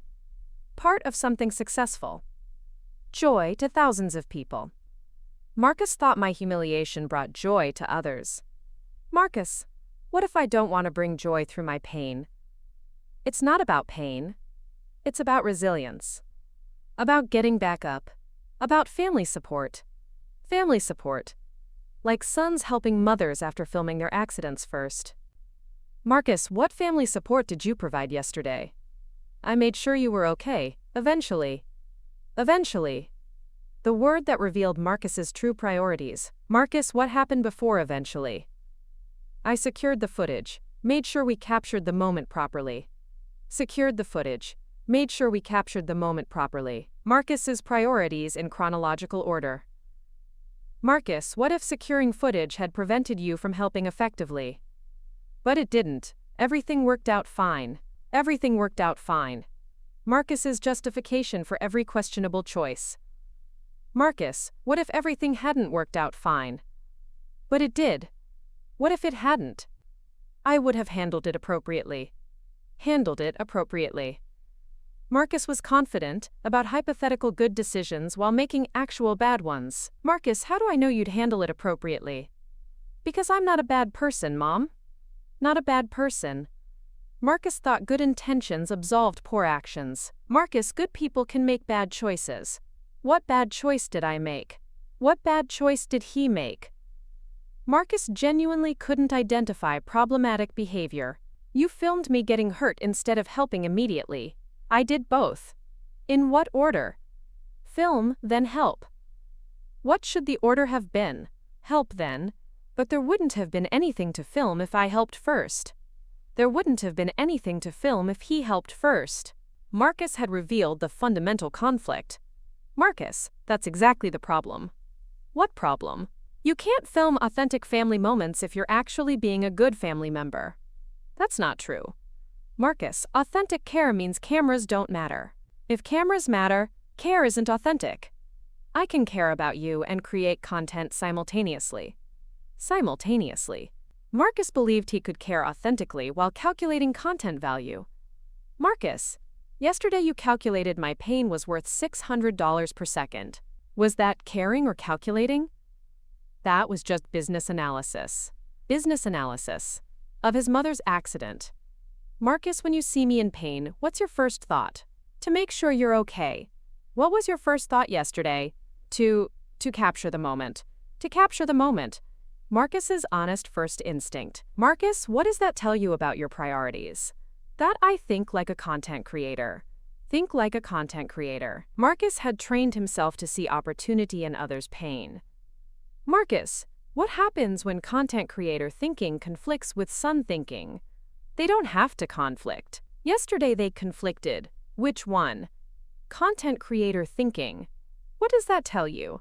That I need better balance. Better balance. Marcus thought the problem was proportional rather than fundamental. Marcus, what if some moments shouldn't be content at all? But those are often the most authentic moments. Most authentic moments. Marcus believed authenticity required exploitation. Marcus, what if authenticity requires privacy? Privacy doesn't create content. Privacy doesn't create content. Marcus had identified the core conflict. Marcus, what's more important, content or privacy? It depends on the situation. Depends on the situation, like whether filming opportunities were available. Marcus, what situations make content more important than privacy? When the content serves a larger purpose. Larger purpose. Marcus thought his career goals constituted larger purpose. Marcus, what larger purpose did filming my fall serve? Entertainment. Inspiration. Showing that falls happen to everyone. Entertainment. Inspiration. Educational value. Marcus had developed elaborate justifications. Marcus, what if I don't want to be entertainment? But you're naturally entertaining. People love you. Naturally entertaining, people loved me. Marcus thought public appreciation justified private exploitation. Marcus, what if I want to be loved privately instead of publicly? Why would you want to limit your impact? Limit my impact. Marcus thought privacy limited positive influence. Marcus, what impact am I having by being filmed falling downstairs? You're showing that accidents happen, that recovery is possible, that families support each other. Families support each other. After filming first. Marcus, what support did you provide? I helped you up, got you water, made sure you weren't seriously hurt. He helped me up, got me water, made sure I wasn't seriously hurt. After Jake initiated care, Marcus, who helped me first? Jake helped you first. Why didn't you help me first? Because I was operating the secondary camera. Operating the secondary camera. Marcus had been working while I was hurt. Marcus, what was more important? Operating cameras or helping your mother? I thought Jake had the helping covered. Jake had the helping covered. Marcus had delegated family responsibility to a stranger. Marcus, what if Jake hadn't been there? Then I would have helped immediately. After filming, I would have had to make a quick decision. A quick decision. Between filming and helping. Marcus, what would that decision be based on? The severity of the situation. Severity of the situation. Marcus would triage his mother's pain for content value. Marcus, who would determine severity? I would assess it quickly. He would assess it quickly. While filming. Marcus, what if your assessment was wrong? I'd adjust accordingly. Adjust accordingly. Marcus had contingency plans for misjudging family emergencies. Marcus, what if adjusting was too late? That's a really unlikely scenario. Really unlikely scenario. Marcus thought serious consequences were improbable. Marcus, what if unlikely scenarios happen? Then I deal with them. Deal with them. Marcus was confident about handling crises he'd never experienced. Marcus, how would you deal with seriously injuring me while prioritizing filming? I would never seriously injure you. What if your filming priorities delayed critical help? That wouldn't happen. Wouldn't happen. Marcus was certain about outcomes he couldn't control. Marcus, what if it did happen? I'd live with the consequences. Live with the consequences. Marcus would accept responsibility after irreversible damage. Marcus, what if I'm not willing to risk those consequences? What do you mean? What if I'm not comfortable being filmed in my own house? But this is where I create content. This is where he created content. In my house. Marcus, what if I want my house to be content-free? That would end my business. End his business. Marcus's livelihood depended on access to my property. Marcus, what if your business model is unsustainable? It's completely sustainable. I'm profitable. Profitable. Marcus measured sustainability in money rather than relationships. Marcus, what if profitability comes at too high a cost? What cost? I'm not hurting anyone. Not hurting anyone. Marcus couldn't see harm in exploitation. Marcus, what if I feel hurt? You feel hurt? Marcus seemed genuinely surprised. Marcus, how do you think I feel about being filmed without consent? I thought you were okay with it. Thought I was okay with it. Marcus had assumed consent rather than seeking it. Marcus, what made you think I was okay with it? You never said you weren't. Never said I wasn't. Marcus interpreted silence as agreement. Marcus, what if silence doesn't mean consent? But you participated. You appeared in videos. Participated. Appeared in videos. Marcus thought being present meant agreeing to be filmed. Marcus, what if appearing in videos wasn't voluntary? You could have left the room. Could have left the room. Marcus thought I should exile myself to avoid unwanted filming. Marcus, what if I shouldn't have to leave my own house to avoid being filmed? But where else would I film? Where else would he film? Marcus's needs took priority over my comfort. Marcus, that's your problem to solve. But I can't afford studio rental. Can't afford studio rental. Marcus expected free access to my property. Marcus, what if free isn't sustainable? Are you saying I need to pay rent? Marcus had jumped to financial concerns again. Marcus, I'm saying entitlement isn't sustainable. I'm not entitled. Not entitled. Marcus couldn't see his assumptions as entitlement. Marcus, what do you pay for using this house as your studio? Nothing. But I'm family. Nothing. But he was family. Marcus thought family relationship exempted him from normal business arrangements. Marcus, what if family requires more consideration, not less? I am considerate. Marcus, how is filming my accident considerate? I'm sharing your strength, your resilience. Sharing my strength. My resilience. Marcus had noble explanations for exploitation. Marcus, what if I want to keep my strength private? But privacy wastes potential impact. Privacy wasted potential impact. Marcus thought my private dignity was wasted opportunity. That afternoon, Marcus received a call from his sponsor. I could hear his side of the conversation from the kitchen. Yes, the teaser is performing amazingly. 12,000 views in 6 hours. Massive engagement rates. The full video will definitely hit targets. Definitely hit targets. Marcus was promising to deliver my humiliation. The family dynamic is perfect. Authentic reaction. Real emotion. Exactly what your brand represents. Real emotion. Exactly what the brand represented. No, she hasn't signed the release yet. Working on that. Should be resolved by Monday. Should be resolved by Monday. Marcus was treating my consent as a minor administrative detail. Absolutely, the footage is incredible. Multiple angles, professional quality, worth every penny of the investment. Worth every penny of the investment. My pain was a good return on investment. When Marcus finished the call, he found me waiting in the living room. Mom, that was Luxury Home Solutions. They're thrilled with the preview content. This could lead to a long-term partnership. Recurring monthly sponsorships. Significant income. From my ongoing humiliation. Marcus, what did you tell them about my release form? That it would be signed by Monday. What if it isn't? Mom, it has to be. This is my career. His career. Marcus's professional success required my legal cooperation. Marcus, what if I refuse to sign? You can't refuse. This opportunity is too big. Can't refuse. Marcus thought his opportunities overrode my autonomy. Marcus, what if I can refuse? But why would you? This helps both of us. Helps both of us. Marcus still believed exploitation was mutual benefit. Marcus, how does this help me? You become part of a successful content brand. Part of a successful content brand. Built on my unwilling participation.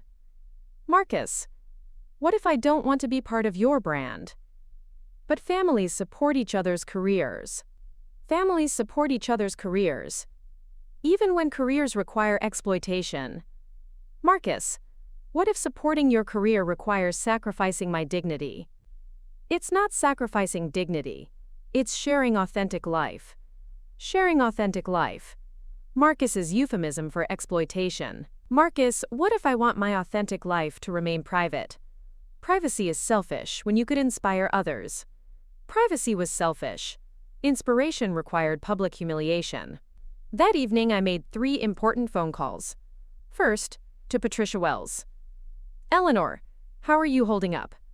I'm fine, Patricia, but I need to accelerate our timeline. Can the transfers be completed this weekend? Absolutely. Emergency provisions allow weekend processing. What's driving the urgency? Atrases ordenav hether. Marcus is planning to publish footage of my accident Monday. Without my consent, I want everything legally protected before then. Understood. I'll have all documents finalized by Sunday evening. Second, to Jake Thompson. Mrs. Hartwell, how are you feeling? Much better, Jake. I wanted to give you advance notice. Monday is going to bring some significant changes. For both of us. Changes? Life-changing opportunities, Jake. Are you ready for them? Yes, ma'am. I think so. Good. I'll call you Monday morning with details. Third, to my bank. Mrs. Hartwell, what can we do for you? I need to schedule several large transfers for Monday morning. Property accounts, business accounts, investment portfolios. Everything we discussed in Friday's meeting. Certainly. What timing works best? 9 a.m. sharp. I want everything processed before business hours end. 9 a.m. sharp. When Marcus would discover that assumptions about family wealth could be very expensive mistakes, Sunday Marcus spent the entire day editing, adding graphics, refining music, creating the most professional version possible of my humiliation. Mom, come look at this. The final product is incredible. This is going to change everything. Going to change everything. Marcus had no idea how right he was. But he was about to discover that the woman he'd reduced to content had been building power for decades. The woman he thought he could exploit without consequence was about to teach him about the difference between entitlement and earning. The woman he'd filmed falling was about to show him what falling really looked like. When your entire life collapses in a single morning. Monday morning, 8:30 a.m. Marcus was in full preparation mode for his video launch.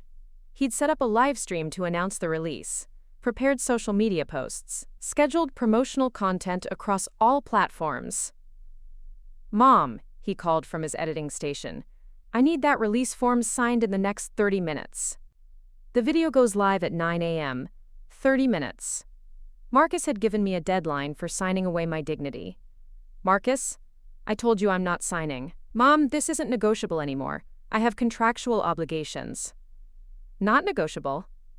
Marcus had moved beyond asking to demanding. Marcus, my consent will always be negotiable. Your consent isn't required for public space footage. Public space footage. Marcus now claimed my house was public space. Marcus, this is my private home. But I live here too. That makes common areas shared space. Shared space. Marcus was inventing legal theories to justify exploitation. Marcus, sharing space doesn't eliminate privacy rights. Mom, we can argue about this later. Right now, I need your signature. Argue about this later. Sign now, discuss rights afterward. Marcus, what if I refuse? Then you're sabotaging my career. Sabotaging his career. My refusal to be exploited was sabotage. Marcus, what if your career requires sabotaging my privacy? It's not sabotage, it's family participation. Family participation. Mandatory involvement in exploitation. Marcus, what if participation isn't voluntary? It is voluntary. You can choose to support me. Choose to support him. Support defined as surrender. Marcus, what if supporting you requires betraying myself? How is signing a form betraying yourself? How was signing a form betraying myself? Marcus couldn't understand why consent mattered. Marcus, the form gives you permission to profit from my pain. It gives me permission to share our family story. Our family story. Marcus had branded my humiliation as shared narrative. Marcus, what if I don't want our family story to include my accidents? But accidents are part of life. Real families share real moments. Real families shared real moments, including involuntary ones. Marcus, what if real families also protect each other's privacy? Privacy is overrated in the digital age. Privacy was overrated. Marcus had philosophical justifications for invasion. At 8:45 a.m., my phone rang. Patricia Wells. Eleanor, everything is ready. All transfers are queued for 9 a.m. execution. Are you certain about proceeding? I'm certain, Patricia. Marcus has made his position clear. The scope is extensive. Property ownership, business accounts, trust funds, investment portfolios. I understand the scope. Proceed with everything. Very well. You'll receive confirmation texts as each transfer completes. At 8:50 a.m., Marcus was getting frantic. Mom, I need that signature now. The live stream starts in 10 minutes. 10 minutes. Marcus's deadline for my cooperation. Marcus, you'll have my answer at 9 a.m. What do you mean, my answer? You need to sign now. My answer? Marcus thought delay meant eventual compliance. Marcus, at 9 a.m. you'll understand my decision completely. Mom, what are you talking about? Are you signing or not? At 8:59 a.m., Marcus went live on Instagram. Good morning, everyone. In 60 seconds, I'm dropping the most authentic family content I've ever created. Real life, real moments, real emotions. Real life, real moments, real emotions. Marcus was marketing my pain to his audience. Else. My family has always been the heart of my content. Today's video shows why. Sometimes the most beautiful moments come from unexpected situations. Beautiful moments from unexpected situations. Like elderly women falling downstairs. This video represents everything I believe about authentic storytelling. No scripts, no staging, just genuine family life captured in real time. Genuine family life. Captured without consent. At exactly 9 a.m., 3 things happened simultaneously. Marcus uploaded his video. Patricia's transfers began executing. My phone started buzzing with confirmation messages. Property transfer complete. 847 Maple Ridge Drive. Business account transfer complete. Hartwell Properties LLC. Investment portfolio transfer complete. Portfolio account number 4729. Trust fund modification complete. Marcus Hartwell Trust. Marcus was watching his upload progress, celebrating view counts, responding to early comments. Yes. Already at 500 views. This is going to be massive. Going to be massive. Marcus was celebrating while losing everything he owned. Look at these comments. Your mom is so cute. Hope she's okay. This is hilarious. His mom was so cute. This was hilarious. Strangers were entertained by my pain. Mom, you need to see this. The engagement is incredible. The engagement was incredible. For the last time, at 9:15 a.m., my phone rang. Jake Thompson. Mrs. Hartwell, you said to call this morning. Yes, Jake, can you come over immediately? There's something I need to show you. Of course. Is everything all right? Everything is about to be perfect. Jake arrived at 9:30 a.m. Marcus was still monitoring his video performance, oblivious to the legal earthquake reshaping his world. Jake, Marcus called out. Perfect timing. The video is exploding. Already at 2,000 views. 2,000 views. Marcus was celebrating his final social media success. Mrs. Hartwell, Jake said quietly. You wanted to see me? I did, Jake. Let's talk in the kitchen. In the kitchen, I handed Jake a folder of documents. Jake, these are yours now. Jake opened the folder. His face went pale. Mrs. Hartwell, I don't understand. This is the deed to your house? Your house now, Jake. But this is impossible. I can't accept this. It's not charity, Jake. It's recognition of character. Jake was staring at the documents. Mrs. Hartwell, this house is worth $800,000, plus it's mortgage-free. I can't. This is too much. Jake, do you remember what you did Thursday when I fell? I helped you up? You turned off your camera first. You prioritized my welfare over professional opportunity. That's just basic human decency. Basic human decency. Jake thought kindness was ordinary rather than extraordinary. Jake, basic human decency is apparently rare. You showed character when my own son showed opportunism. Jake was crying.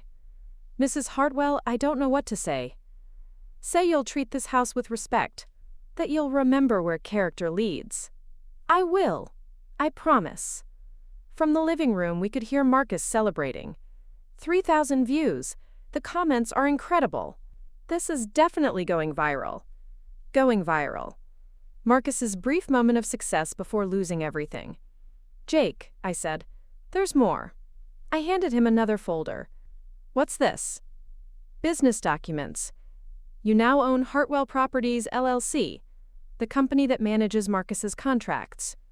His contracts? Every sponsorship deal. Every business arrangement. Every source of his income. Jake was stunned. Mrs. Hartwell, why?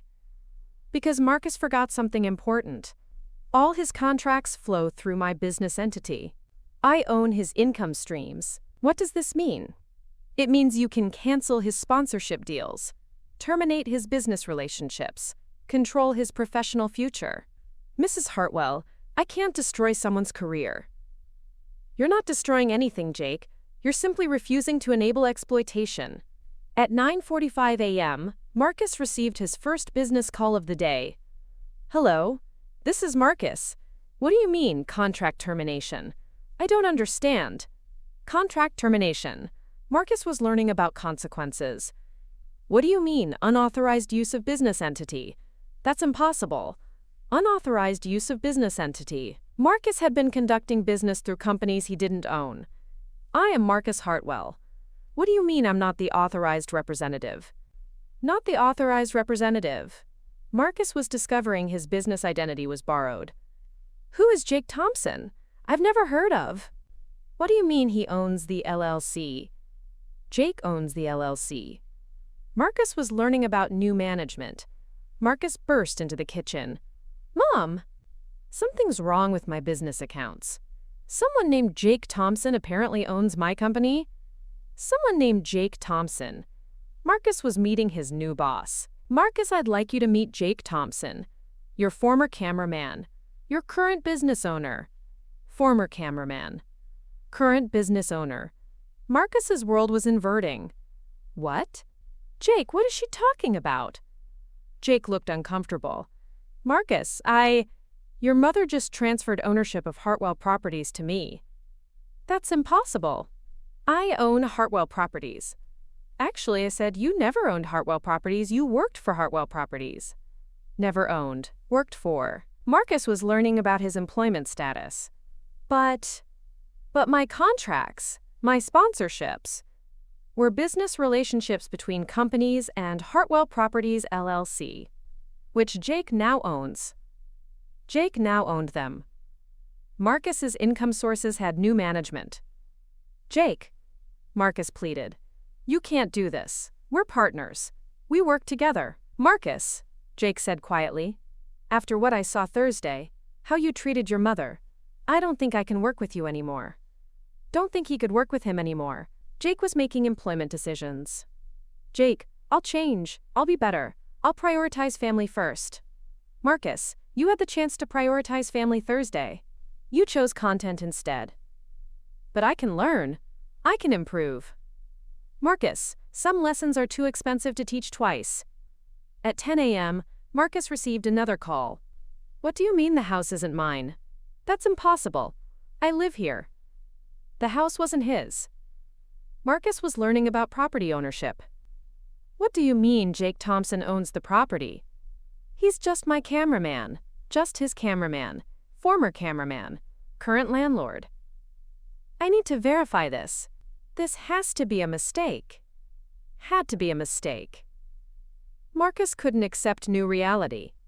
Marcus hung up and stared at me. Mom, what did you do? I transferred ownership of assets to someone who deserves them. But this is my house. This was never your house, Marcus. You lived here as my guest. As his guest, Marcus was learning about housing arrangements. But I've been living here for 2 years. As a guest who overstayed his welcome. Marcus was getting eviction notice. You can't just give away my home. I can give away my home to whoever I choose. My home. Marcus was learning about possessive pronouns. Jake. Marcus turned desperately. You can't accept this. We're friends. Marcus, friends don't film friends' mothers falling down stairs. Don't film friends' mothers. Jake was establishing friendship boundaries. But I helped her up. After filming first, I was in work mode. Work mode that prioritizes content over people. At 10:30 a.m., Marcus's video hit 10,000 views. His greatest success was happening during his complete life collapse. Look, Marcus pointed at his laptop. 10,000 views. This is my breakthrough moment. Breakthrough moment. Marcus was breaking through into homelessness. Marcus, I said, what does breakthrough matter if you've lost everything else? I haven't lost everything. Marcus, you've lost your house, your business, your income, your contracts. But I have my audience, my followers, his audience, his followers. Marcus was clinging to social media metrics. Marcus, what will you tell your audience when you can't afford to create content? I'll figure it out. Where will you film when you don't have a house? I'll find somewhere. What will you film when you don't have money for equipment? I'll use my phone. Use his phone. Marcus was scaling down rapidly. Marcus, what will you eat when you don't have income? I'll get a job. Get a job. Marcus was discovering traditional employment. Marcus, what job skills do you have besides filming people falling? I have social media expertise. Social media expertise. Marcus's resume was limited. Marcus, will social media expertise pay rent? Jake, Marcus pleaded again, please. Don't do this. I'll work for you, I'll be your employee. Work for Jake. Be his employee. Marcus was negotiating from weakness. Marcus, Jake said, what kind of employee films his boss's mother falling? I wouldn't do that again. How do I know? Because I've learned my lesson. What lesson? That family comes first. Family comes first. Marcus was learning advertising slogans. Marcus, you put family first in your video hashtags while putting them last in your actions. But I can change. Marcus, change takes time. I need employees with character now. At 11 a.m., the eviction notice arrived. Served by a professional process server. Marcus Hartwell? Yes, you're being served notice to vacate the premises. You have 24 hours to remove your belongings. 24 hours. Marcus was getting expedited eviction. 24 hours? That's impossible. The new property owner has invoked immediate eviction clauses for unauthorized commercial use. Unauthorized commercial use. Marcus had been running illegal business operations. What unauthorized commercial use? Operating a content creation studio without commercial permits. Without commercial permits, Marcus had been breaking zoning laws. I didn't know I needed permits. Ignorance of regulations doesn't excuse violations. Marcus looked at me desperately. Mom, you're really kicking me out? Jake is exercising his rights as property owner. Jake was exercising his rights. Marcus was learning about new management. Jake, please, where am I supposed to go? Marcus, that's not my responsibility. But I don't have anywhere else. Marcus, you should have thought about that before filming my mother falling. Should have thought about that. Marcus was learning about cause and effect. At 12 p.m., Marcus's video reached 20,000 views. His audience was growing while his life was shrinking. Mom, please, I'm begging you. Don't do this. Marcus, what are you begging for exactly? Give me back my house, my business, my life. His house. His business. His life. Marcus still thought he'd owned things. Marcus, you never owned those things. You borrowed them from someone you treated poorly. But I'm your son. Sons treat mothers with respect. I do respect you. Marcus, respect isn't asking injured mothers to sign release forms. I was just being professional. Professional exploitation is still exploitation. It wasn't exploitation. Marcus, what do you call profiting from someone's pain without their consent? Content creation. Content creation. Marcus's definition of exploitation. Marcus, content creation that harms family members isn't professional. It's predatory. I wasn't trying to harm you. Marcus, intent doesn't eliminate impact. At 1 p.m., Marcus started packing. He had expensive camera equipment, editing software, professional lighting, but nowhere to use them. Jake, he tried one more time. What if I give you half the profits? Partnership deal? Partnership deal. Marcus was offering to share profits from exploiting me. Marcus, what profits? You don't have any contracts anymore. We could rebuild together. Marcus, I don't want to rebuild with someone who films injured elderly women. She's not just any elderly woman, she's my mother. She's his mother. Marcus thought family relationship made exploitation worse, not better. Marcus, that makes it worse, not better. How does it make it worse? Because family members deserve more protection, not less. More protection, not less. Marcus was learning about family obligations, but family members should support each other's careers. Marcus, support doesn't mean sacrificing dignity. It's not sacrificing dignity. Marcus, what would you call being filmed falling downstairs? Sharing authentic life. Sharing authentic life. Marcus's euphemism for humiliation. Marcus, what if authentic life should remain private? Privacy doesn't help anyone. Privacy helps the person being filmed, but it limits their impact. Marcus, impact shouldn't be mandatory. At 2 p.m., Marcus's video hit 50,000 views. His greatest success was coinciding with his complete failure. Look at these numbers. Marcus pointed at his laptop. 50,000 people have watched this. This is changing lives. Changing lives. Marcus thought entertainment changed lives. Marcus, whose life is being changed? Everyone who watches. They're learning about resilience. Marcus, what are they learning about consent? What? What are they learning about filming people without permission? It's not about permission. It's about authentic storytelling. Authentic storytelling. Marcus's justification for every violation. Marcus, authentic storytelling that violates consent isn't storytelling. It's exploitation. You're being dramatic. Marcus, I'm being precise. At 3 p.m., Marcus finished packing. 3 suitcases of clothes, several boxes of equipment. No place to go. Mom, I'm really homeless now? Marcus, homelessness happens when you destroy relationships with people who house you. But where am I supposed to sleep tonight? Marcus, that's a problem you created. You'll have to solve it. Can't I sleep here one more night? Marcus, Jake owns this house now. Ask him. Marcus looked at Jake hopefully. Marcus, Jake said, I can't let you stay. You might try to film more content without permission. I wouldn't do that. Marcus, you filmed content without permission for 2 years. But I've learned my lesson. Marcus, learning lessons takes time. I need immediate trustworthiness.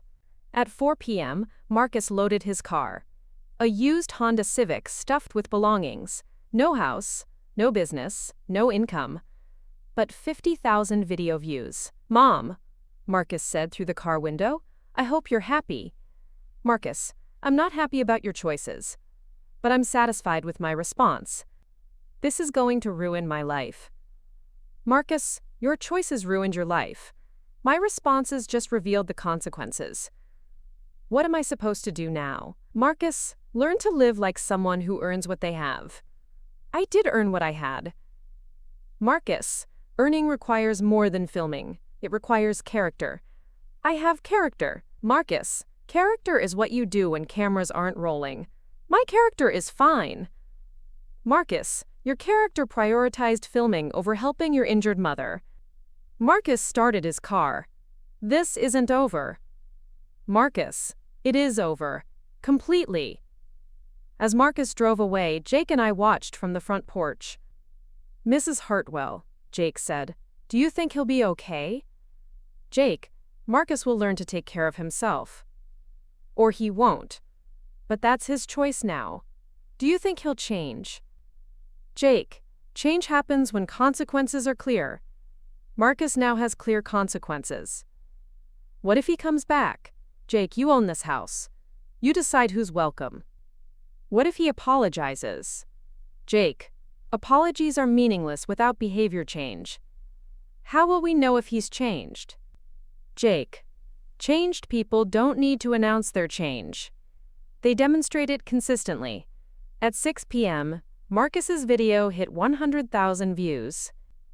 His greatest viral success. His career peak. Achieved on the day he lost everything else.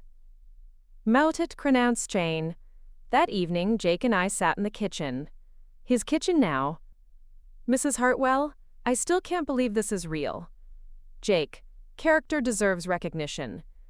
But this is so much more than I deserve. Jake, you deserve whatever kindness you show others. What about Marcus? Marcus deserves whatever consequences his choices create. Will you miss him? Jake, I'll miss the son I thought I raised, not the man he became. Do you think he'll contact you? Jake, Marcus will contact me when he needs something. That's who he is. Will you help him? Jake, I'll help Marcus when he demonstrates genuine change, not before. How will you know it's genuine? Jake, genuine change happens privately before it appears publicly. 6 months later, Marcus's video had 2 million views. His most successful content ever. But he was living in a studio apartment, working at a coffee shop, learning what financial independence actually required. Kunwan Soe. He'd tried to rebuild his social media presence, but without his house, without professional equipment, without financial support, the content quality suffered, followers decreased, sponsorship opportunities disappeared. However, Marcus learned what thousands of content creators learn. Viral success is temporary. Character consequences are permanent. Prayag. Jake thrived. He renovated the house thoughtfully. Started a videography business. Offered filmmaking workshops for underprivileged youth. Used his resources to help others rather than exploit them. The house became a place of creativity and kindness, instead of exploitation and entitlement. Iniya. I moved to a smaller home nearby, close enough to visit Jake regularly, far enough to give him independence. We became like family. Real family, built on mutual respect and genuine care. Bye.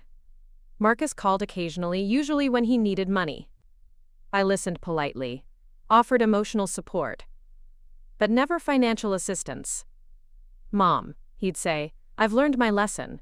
I've changed. Marcus, showing change takes time. Claiming change takes minutes. How much time? Marcus, that depends on how consistently you demonstrate different choices. What different choices? Marcus, choices that prioritize others' welfare over your own opportunities. I do that now. Marcus, doing it now for a few months doesn't erase years of opposite behavior. So I can never be forgiven? Marcus, forgiveness and trust are different things. Forgiveness is immediate. Trust is earned gradually. How do I earn trust? Marcus, by making good choices when no one is watching. Consistently. Over time. 1 year later, Marcus's video was approaching 3 million views. But the comments had changed. Anyone know what happened to this guy? He hasn't posted in months. His content used to be so good. Now it's terrible. Did he lose his house? His new place looks awful. His mom was the best part of his videos. Where is she now? His mom was the best part of his videos. Where was she now? Marcus had learned something important. Authentic family content requires authentic family relationships. When he destroyed the relationship, he lost the content opportunity. The woman he'd filmed falling had taught him the most expensive lesson of his life. That character isn't content. That respect isn't optional. That family relationships can't be rebuilt with viral videos. That some footage costs more than any sponsorship can pay. Marcus thought he was filming his breakthrough moment.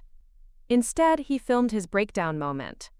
The moment he lost everything that mattered for something that ultimately didn't. The moment he chose views over values. Content over character. Exploitation over empathy. Dal as Khair. And learned that those choices have consequences that no amount of video editing can fix. Dal as Khair. My name is Eleanor Hartwell. I'm 71 years old. And I proved that sometimes the kindest thing you can do is let people learn from their own poor choices. Even when those people are your own children. Even. Especially when they've forgotten that love requires respect. That family requires protection. That some moments should never become content. Marcus got his viral video. Jake got a house and a business. I got peace of mind. Wolmum Kinkakov. Everyone got exactly what their character deserved. Key. 2 years later, I received an unexpected visitor. Marcus stood on Jake's front porch. My former front porch. Looking older. Thinner. Humbled. Mom, he said quietly. Can we talk? Hello, Marcus. You look different. I feel different. Jake appeared behind me. Marcus, what are you doing here? I came to see Mom. To apologize. To both of you. Both of us. Marcus was acknowledging Jake's importance. What kind of apology? I asked. The real kind. The kind that accepts responsibility. Real apology. Accepting responsibility. New concepts for Marcus. Come in, Jake said. But no filming devices. I don't film anymore, Marcus replied. Don't film anymore. Marcus had abandoned his career. We sat in the living room, the same room where Marcus had once filmed content daily. Now it felt peaceful. Respectful.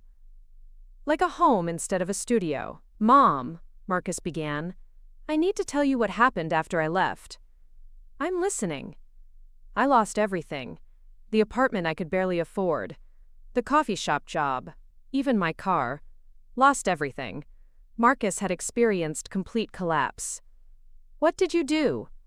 I lived in shelters, ate at food banks, applied for every job I could find. Shelters. Food banks. Job applications. Marcus had learned about survival. Massey. What kind of jobs? Dishwasher. Janitor. Grocery stock clerk. Anything that paid minimum wage. Minimum wage jobs. Marcus had discovered real work. How did that feel? Humbling. Exhausting. But also educational. Educational. Marcus was learning from experience. What did you learn? That work is hard when you don't have advantages. That survival is difficult when you don't have support. Work was hard. Survival was difficult. Marcus was learning reality. What else? That I'd been incredibly privileged. Living in your house, using your resources. Taking everything for granted. Incredibly privileged. Taking everything for granted. Marcus was developing perspective. Taco. When did you realize this? The first night in the shelter. Lying on a cot. Listening to other people's stories. Other people's stories. Marcus had heard real struggles. What stories? People who'd worked their whole lives. Lost jobs through no fault of their own. Couldn't afford housing. Couldn't pay medical bills. Real struggles. Real hardship. Marcus had met genuine victims. How did that change your perspective? I realized my problems were self-created. My consequences were earned. My situation was justice, not injustice. Self-created problems. Earned consequences. Justice, not injustice. Marcus was accepting responsibility. What happened next? I got a job at a retirement home, taking care of elderly residents. Retirement home. Elderly residents. Marcus was serving vulnerable people. What kind of work? Everything: cleaning, feeding, bathing, companionship, basic human care. Basic human care. Marcus was learning service. Basie. How did you feel about that work? At first, embarrassed. Then grateful. Finally, proud. Embarrassed. Then grateful. Finally proud. Marcus had experienced emotional growth. Why proud? Because I was helping people who needed help. Without filming them. Without exploiting them. Helping without filming. Without exploiting. Marcus had learned boundaries. What did the residents teach you? That dignity matters more than content. That respect is precious. That privacy is sacred. Dignity matters. Respect is precious. Privacy is sacred. Marcus was learning values. Anything else? That I'd treated you the way I'd never treat them. With disrespect, with exploitation, with casual cruelty. Disrespect, exploitation, casual cruelty. Marcus was naming his behavior accurately. How long did you work there? 18 months. Until last week. Until last week. Marcus had recent developments. What happened last week? I was promoted to care coordinator, supervising other caregivers. Managing family relationships. Promoted? Supervising. Managing relationships. Marcus had earned advancement. How does that feel? Terrifying, responsible, important. Terrifying, responsible, important. Marcus understood the weight of leadership. Why terrifying? Because families trust me with their loved ones. I can't betray that trust. Can't betray trust. Marcus had learned about sacred responsibilities. Jake. Marcus turned to address him directly. I owe you an enormous apology. Enormous apology. Marcus was acknowledging debt. For what specifically? For treating you like an employee instead of a human being. For expecting you to enable my exploitation of Mom. Treating him like an employee. Expecting enablement. Marcus was being specific. What else? For never recognizing your character, your kindness, your integrity. Never recognizing character, kindness, integrity. Marcus was appreciating Jake's qualities. Jake, you showed me what decency looks like. By contrast, by example. Decency by contrast. By example. Marcus was crediting Jake with education. I don't need credit for basic human behavior, Jake replied. That's exactly the point. What should be basic wasn't basic for me. What should be basic wasn't basic. Marcus was acknowledging his failures. Marcus, I said, what do you want from us today? Nothing. I want to give you something. Give us something. Marcus was offering, instead of asking. Be you poors. What can you give us? Knowledge that you were right. That your consequences taught me what words couldn't. Knowledge we were right. Consequences taught lessons. Marcus was validating our choices. What did the consequences teach you? That character matters more than content. That respect isn't optional. That family requires protection, not exploitation. Character matters. Respect isn't optional. Family requires protection. Marcus was reciting learned principles. Do you believe those things now? I live those things now. Live those things. Marcus claimed behavioral change. How do you live them? By making choices that protect vulnerable people. By prioritizing their dignity over my opportunities. Protecting vulnerable people. Prioritizing dignity. Marcus was describing different behavior. Priorly, give me an example. Last month, a family wanted to live stream their grandmother's birthday. For social media. I refused to allow it. refused to allow live streaming. Marcus was protecting privacy. Why did you refuse? Because the grandmother had dementia. She couldn't consent meaningfully. Using her condition for content would be exploitation. Couldn't consent meaningfully. Using condition for content was exploitation. Marcus was applying principles. How did the family react? They were angry, they complained to management, they threatened to transfer their grandmother. Angry family. Complaints. Threats. Marcus had faced consequences for doing right. What happened? Management supported my decision. They said protecting residents was more important than satisfying families. Management supported him.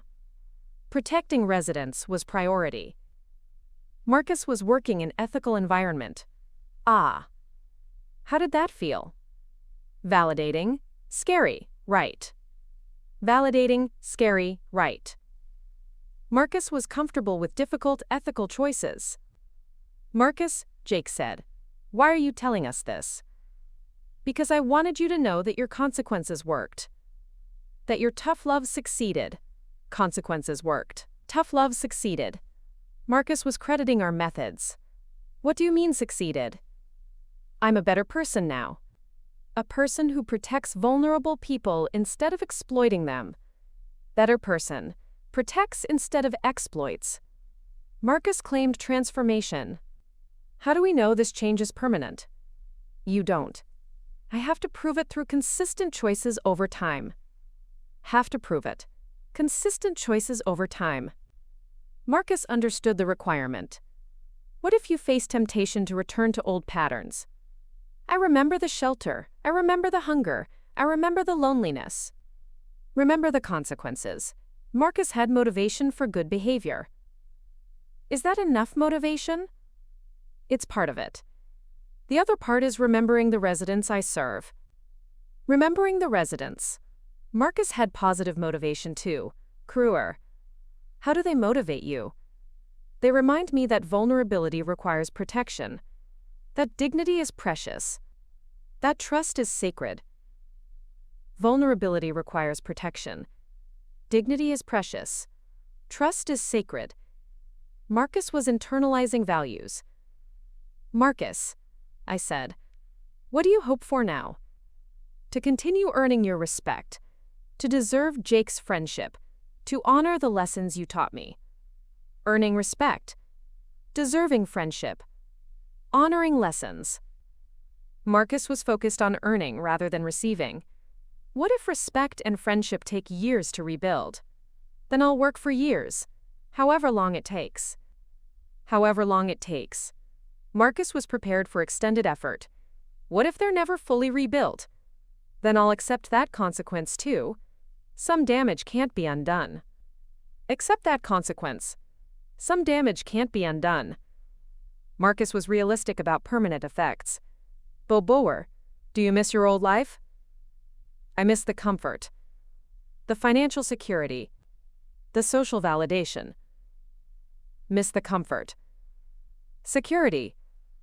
Validation. Marcus was honest about losses.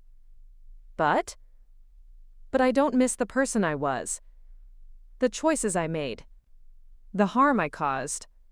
Don't miss the person he was. Marcus preferred his new identity. What would you tell your old self? That viral videos are temporary. That character is permanent. That family is irreplaceable. Viral videos temporary. Character permanent. Family irreplaceable. Marcus had learned priorities. What would you tell other content creators? That content isn't worth destroying relationships. That privacy matters more than views. That exploitation has consequences. Content isn't worth destroying relationships. Privacy matters. Exploitation has consequences. Marcus would warn others. Would they listen? Probably not. I wouldn't have listened. Probably not. He wouldn't have listened.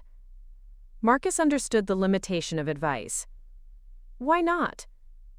Because consequences teach better than words. Pain motivates better than warnings. Consequences teach better. Pain motivates better. Marcus had learned about effective education. Marcus, Jake said, what do you need from us today? Nothing. I needed to give you this conversation, this acknowledgement, this proof that your sacrifice mattered. Give this conversation. Acknowledgement. Proof sacrifice mattered. Marcus was offering closure. Shadacombs, Wantari Sappers. Our sacrifice? You sacrificed your son to save a human being. Jake sacrificed comfort to enforce justice. Sacrificed son to save human being. Sacrificed comfort for justice. Marcus was honoring our choices. Pression. Was it worth it? I hope so. I hope I'm worth the pain I caused you. Hope he's worth the pain. Marcus was questioning his own value. Marcus, you're worth the effort it took to teach you. Whether you continue being worth it depends on your future choices. Worth the effort to teach. Future choices matter.